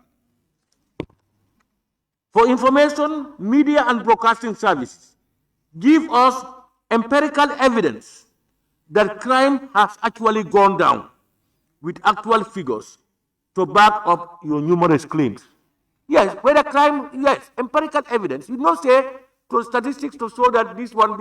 He said crime has generally gone down by 13%. Source A, B, and C. What else do you need? That's why, if you want a breakdown of those things, you ask, and that cannot be now. No, the meaning of empirical. When I'm talking, please. When you want, if you want more information on that, more statistics, it cannot be now. You can pose that question to him another time so that he gets ready to do the necessary these things. So what is your second question? I need the evidence and information grounded not on observation but on experience. Thank you. Question number 2. Honorable Speaker. Yes. We raised our tax for supplement. The Honorable Member for Kiang West. Question is ignored. My question is ignored. It is clear. Honorable Member for Kiang West. Honorable Minister. Mr. Speaker, I have a right to have my question answered. Honorable Member, you don't have right to be shouting at the top of your voice from your speaker without the speaker's permission. Please. Honorable Member for Kiang West.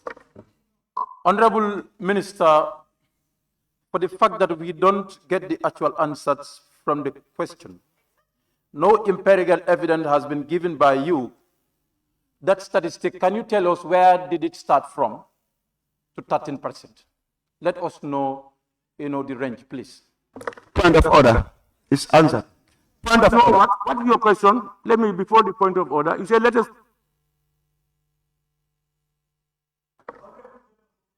Yes, I am asking for the range from where it was and down to 13%.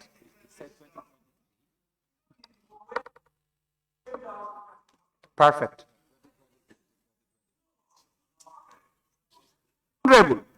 Honorable Speaker. Honorable, please. Please, no, don't talk, please. The range is not here. What we are saying is, when it's coming down, it means it was at 100.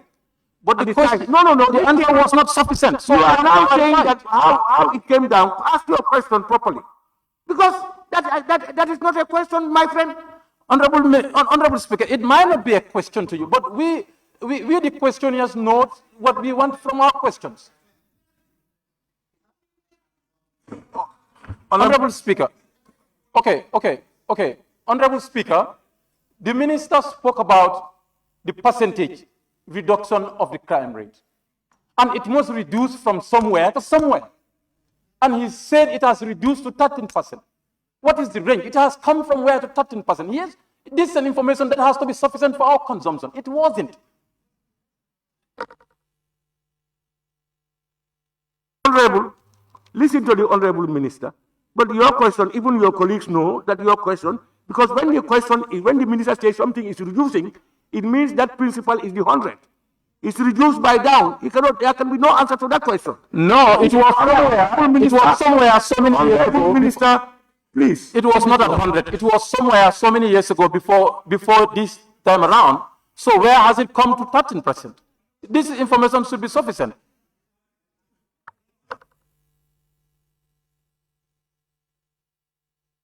Mr. Speaker, the Honourable Nominated Member is requesting for point of order. Honourable Nominated Member Kebalam Fofana.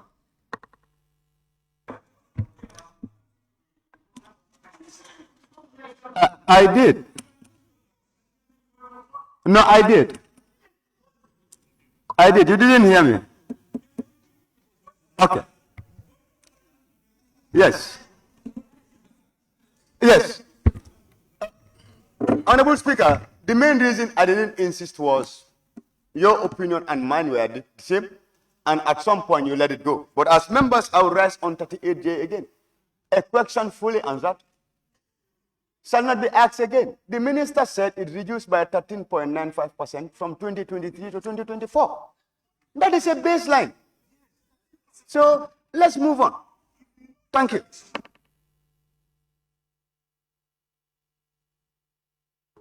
You know, Honorable Nominated Member, your point of order is correct as per the standing order. What is not very clear is the Honorable Member, for me, does not understand the statistical nature of these things. And that is, when you say something has come down by this number of percentage, it means the baseline is there. You cannot say it comes down from 70%. You cannot say it comes down from this one, unless you make comparison to a previous year. So now, what I think the Honorable Member, for me, what I want to understand the Honorable Member is saying is, the crime rate in 2024, if it has gone down, is it against the crime rate of 2023?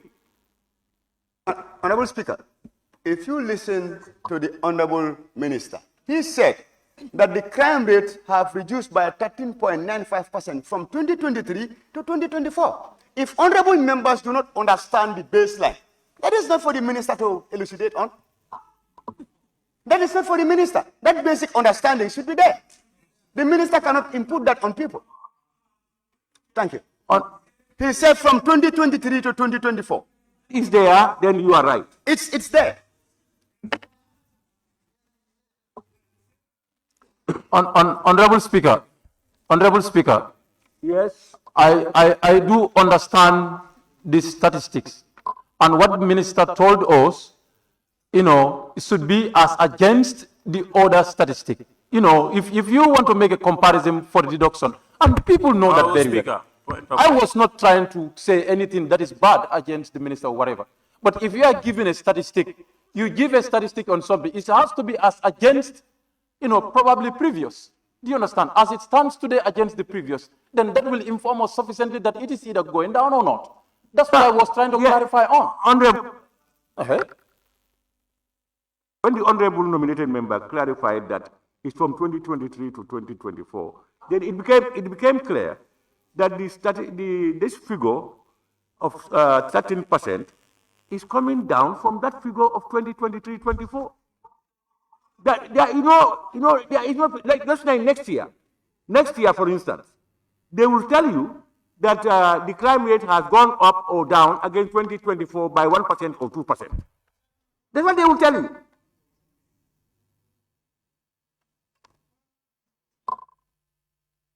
Member for Woolly East.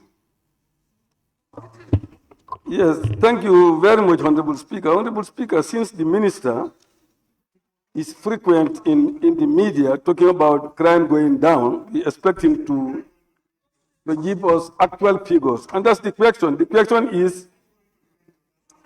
Point of order. Lower flag.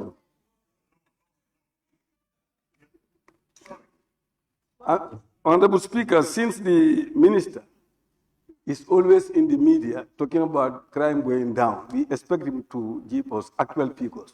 And the questioner is saying actual figures to back the numerous claims.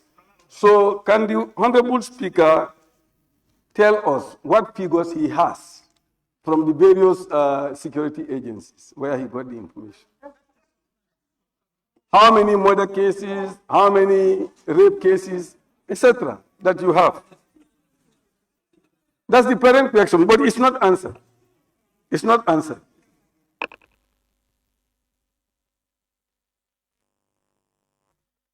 Understand you, Honorable. What figures do you want him to give? What figures?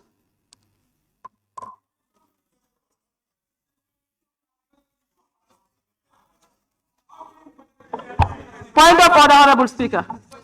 Point of order. Point of order. Who is saying? Honorable member, nominated member Fatumata. Yes, I'm rising on order 38J, Honorable Speaker. A question shall not be asked to, sorry.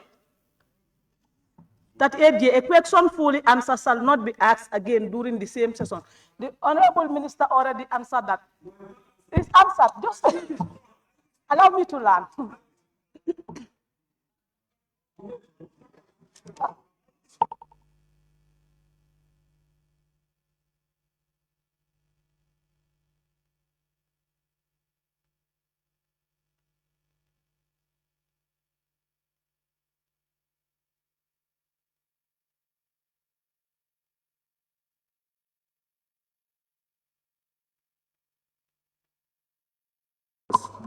You see, if we are talking about a breakdown of the various levels of crimes committed, that is not what I understand from this question. And if that is so, it means the Honorable Minister will have to go and answer the question again. This is what I'm saying. And in that case, please put back your question and be very clear in the question. Yeah, somebody. Honorable Speaker. Yes, Honorable Member. Now, Honorable Speaker, you didn't make a ruling. No, I took your ruling. I agreed on that. It's sustained. Now, what the question is saying, now, to just give the percentage as 13 is still vague. What I'm saying is, for instance, if crime committed last year is 3,000 crime, now this year is 2,000. You know, it has come down. There's 6,000 different. Now you are going to calculate the percentage difference. Last year it was 3,000. This year it came to 2,000. Then that will constitute the percentage. So that's what you are trying. So if you say 13% now, what was the figure? It's 3,000 crime committed. So anybody can calculate and know that this year crime rate is 2,000. Last year crime rate was 3,000 crimes. So if you don't do that, we are not driving us to the baseline. So the baseline should be 3,000, and then the percentage difference this year will be 2,000.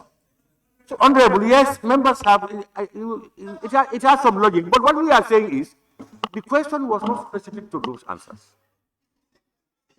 The question was not specific to those answers. If you want the Honorable Minister to give you statistical figures, like murder was, let's say, 500 murders, this amount, that is not what is stated, and that's not the answer. And if that is coming, he cannot do it on the floor of Parliament here. He cannot do it here. So this is what I'm saying. That's why when you are posing your questions, be as clear as you can. We are not entertaining any more on this. Please. Wait.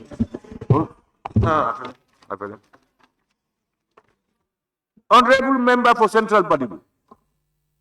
Thank you very much. Thank you, Honorable Minister. Honorable Minister, will you be, will you be able to supply this parliament with the breakdowns of these crimes and their percentage?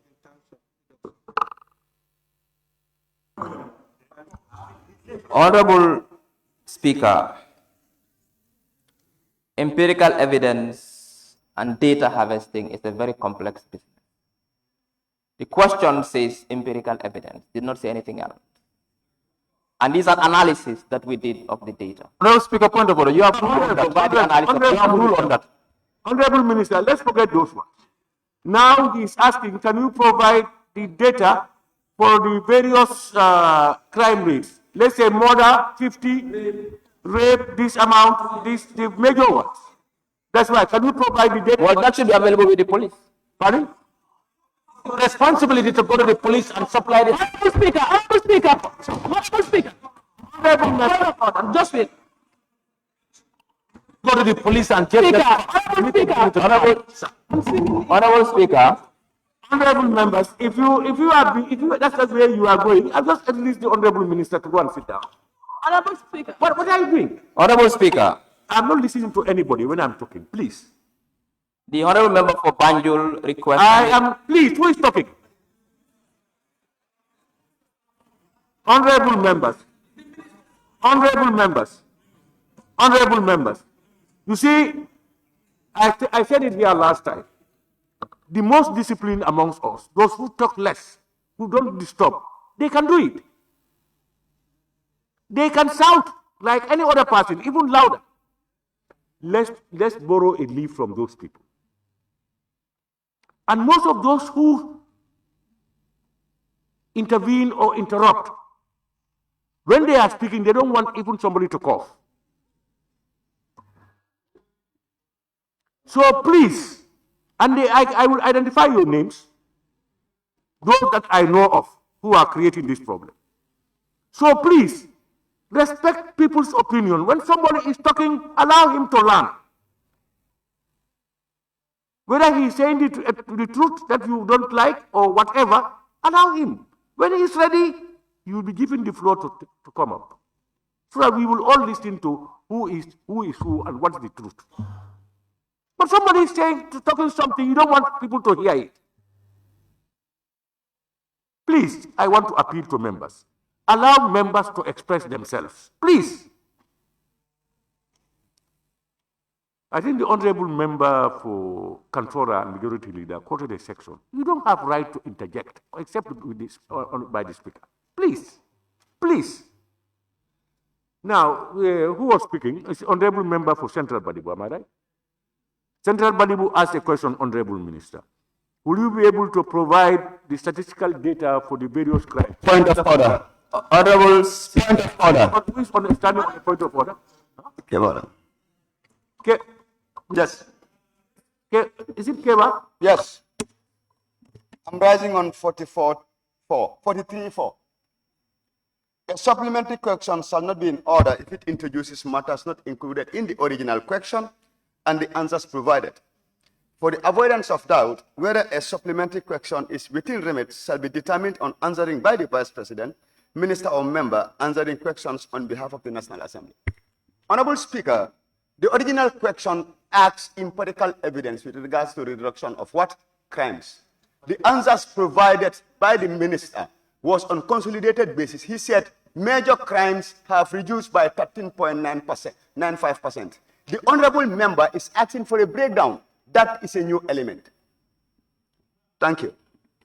Honorable. Yes, Honorable.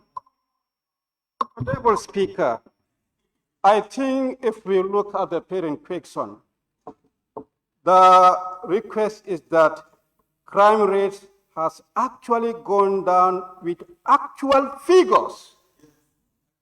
And the figure that the minister gave is the reduction of the crime rate by 13.5%. That's only one figure.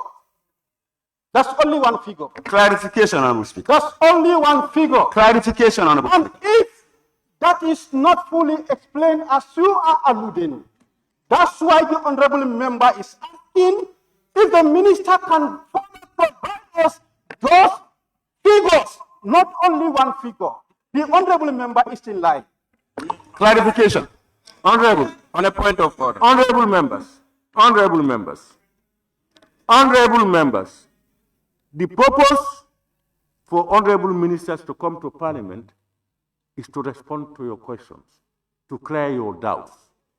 So what you don't know or the information you want, you get it. The difference here is the process has been regulated by us. And that purpose is so that we will be regulated so that we will not abuse it. That's the only reason. Now, the honorable member for Central Badibu asked, I said our understanding of this question can vary from one person to the other. But what I understand now is the honorable member who asked the question wants to know the breakdown of the crime rates. That's what I understand from him. The minister's response, what he understood from it is different. And now the honorable member for Central Badibu is now asking the honorable minister whether he can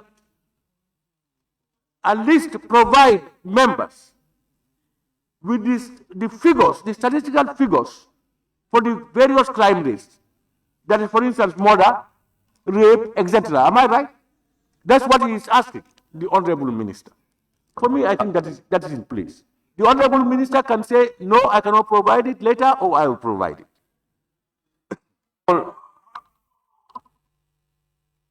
Honorable Speaker. Honorable Speaker, that data is available and shall be provided, because what we did, we analyzed and consolidated the data that we have. For example, the data we have, it tells us that rape has gone down from 53 committed in 2023 to 46 in 2024. As in, from 6 to 3, same year. Rash and negligent act causing death reduced from 32 to 20. We have this data and we'll provide it. Honorable, honorable, honorable members, honorable minister, honorable members,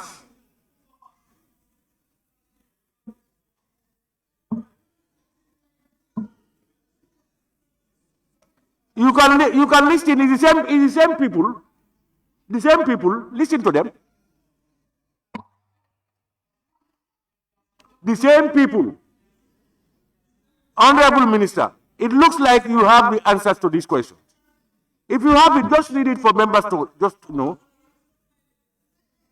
If he has it, let him read it.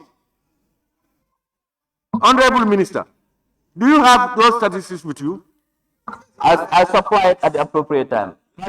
I supply it at the appropriate time, at the appropriate request, Honorable Speaker. Okay,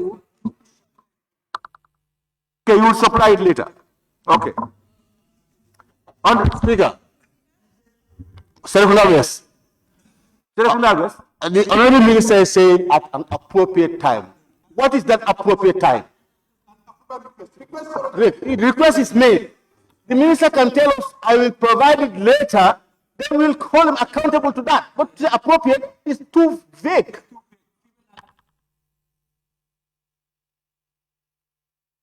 Honorable Speaker, I provide the data. Thank you.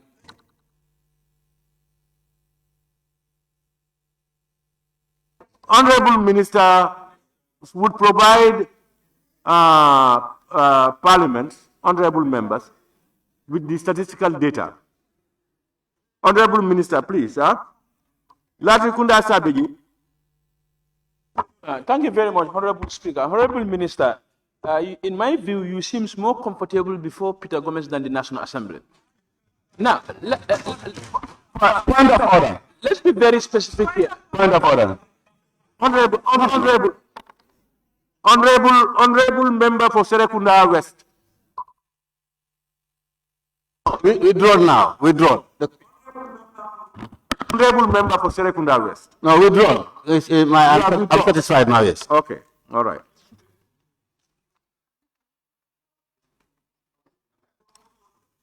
Question number 205 of 2025. Honorable member for Banjul North. Honorable Speaker, my question. No. Honorable Speaker, my question. Honorable member, please sit down. No. This time I will not sit down. No. I will not sit down. No, my question is not. Honorable member for Banjul North. No. My question is not answered. You are telling me to sit down. Why will I sit down? Hey, me down. My question is not answered. I was asking my question. Somebody wrote. Honorable member for Latrikunda, take your seat. Thank you. No. Honorable member for Banjul. Honorable Speaker, I was asking my question. Somebody rose on point of order. I sat down to respect the proceedings of the House. You are not letting me to proceed with my question. Because when I was speaking, somebody rose on point of order. I said, let me sit down to respect the proceedings of the House. Now you are not letting me to proceed with my question.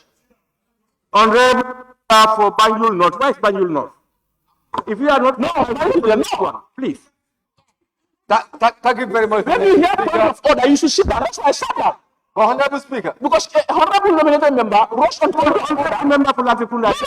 Put your mic. No. Put your mic, please. No, please put up your mic. Please. Honorable member for Latrikunda, sit down, please. I appeal, please sit down. Honorable member for Banjul North, I will not call you again. Take your floor and take your speech. Thank you very much, Honorable Speaker. I cannot accept this. I cannot accept this. No, I was asking my question. Somebody rose on point of order. I sat down. Now I cannot proceed with my question. No, point of order. When you hear point of order, you sit down. You sit down immediately. That's why I sat down. Hey.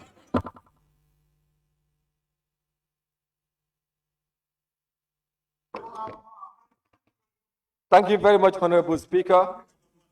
Honorable Speaker. I know that's what he wants. He wants me to make it easier for him to go home. And I refuse to make it easier for him. Go ahead, Honorable Member. Thank you very much, Honorable Speaker. Honorable Speaker, could the Honorable Minister for Information, Media and Broadcasting Services inform this August Assembly of the government's policy in protecting whistleblowers and providing robust avenues in order to report public malfeasance, which government proactively addresses? Honorable Speaker, the Gambia government has taken steps to protect whistleblowers as part of its commitments on the international human rights frameworks, including the Universal Periodic Review, UPR, and the Convention on the Elimination of All Forms of Discrimination Against Women. However, explicit whistleblower protection laws are still underdeveloped, and safeguards are often embedded in broader anti-corruption, labor, and human rights policies. The Gambia has undergone UPR reviews where recommendations were made to strengthen good governance, anti-corruption, and human rights protections, including for whistleblowers. And key developments include, number one, though the 2019 and 2025 UPR cycle, recommendations were made to enhance transparency, accountability, and protection of human rights defenders, which could include whistleblowers as well. The National Human Rights Commission, NHRC, mandated to investigate human rights abuses, including retaliation against whistleblowers. And finally, however, no standalone whistleblower protection law exists, leaving gaps in legal safeguards. Thank you very much, Honorable Speaker. Based on the last part of your statement, saying that there is no law yet, do you have any intention to come up with such a law?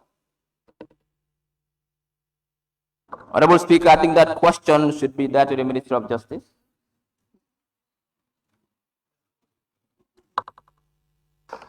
But it was you who said there is no law yet. Honorable. Honorable, I'm not supplementing. Question number 206. Honorable Speaker. Honorable Speaker. But you have not given your names, my friend. How do I call you? I told you that when this thing, you give out your names. I asked them, nobody. Point of order. Honorable Speaker, point of order. No. Honorable members, please. Honorable Speaker. Honorable members. I have another supplementary Honorable question. members, please. When I go to a question and it's being asked, if you want to participate, we are taking 5, raise your tax, they will write to But I'm not done with my supplementary question, Honorable Speaker.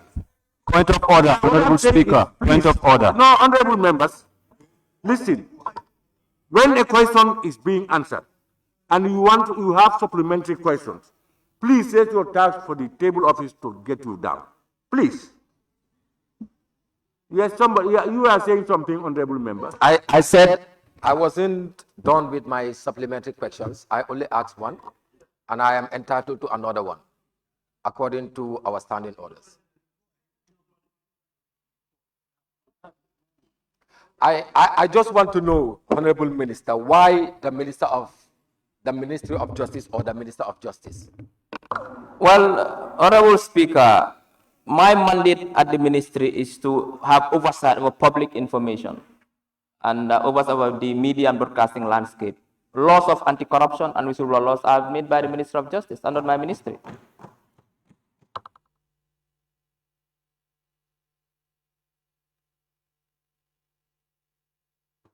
Honorable member for Upper Saloon.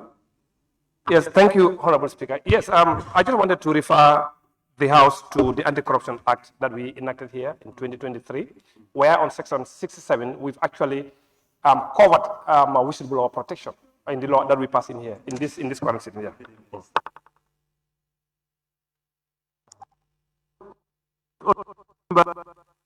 Honorable member for Central Badibu is out.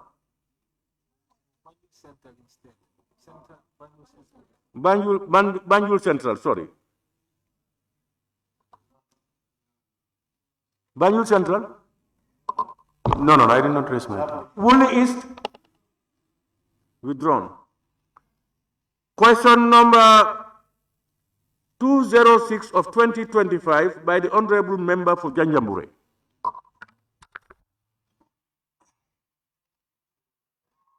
Thank you very much, Honorable Speaker. Honorable Speaker, could the Honorable Minister for Information, Media and Broadcasting Services tell this August Assembly the source of funding of the 35 million media contract awarded to some media houses and which budget line was executed, if via which budget line with evidence of financial provisions relied upon? Honorable Speaker, we suggest that that question be referred to the Ministry of Finance and Economic Affairs.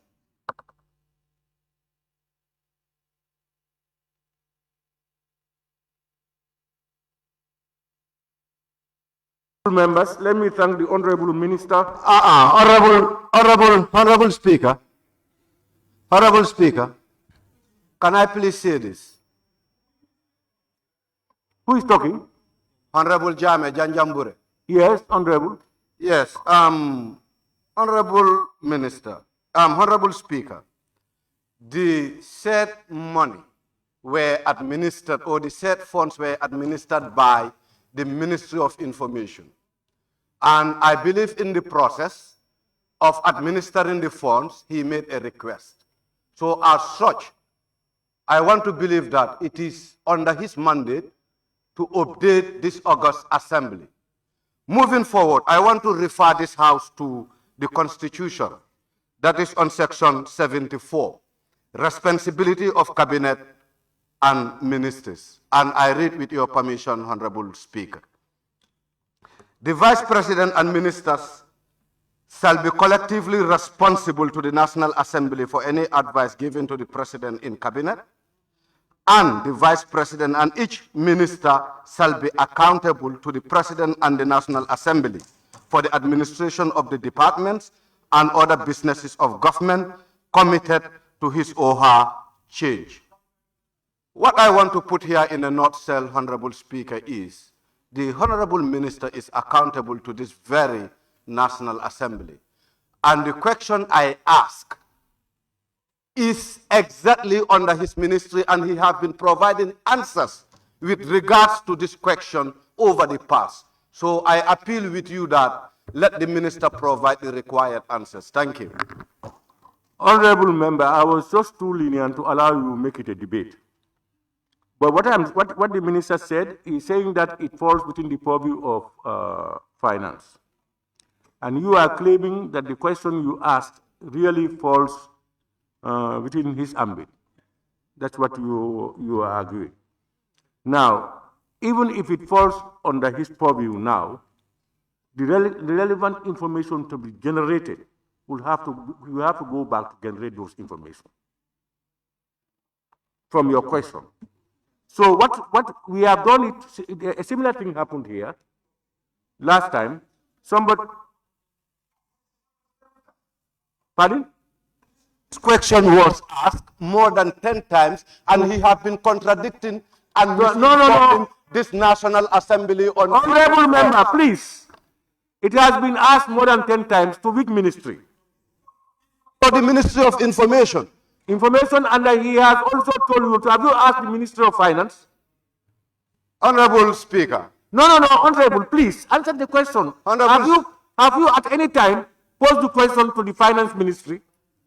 Honorable Minister, with this specific question, I don't have to ask the Finance Minister, but I have to ask him. Yes, Honorable, is it Lower Salu? Yes, a supplementary.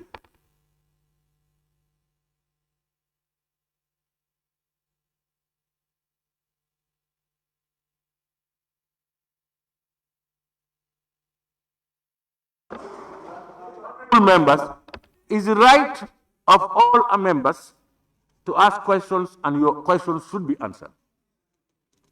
Now, here we had a similar case last time, until we make reference to the office of the legal office and the office of the clerk to know where the relevant ministry is responsible for that question.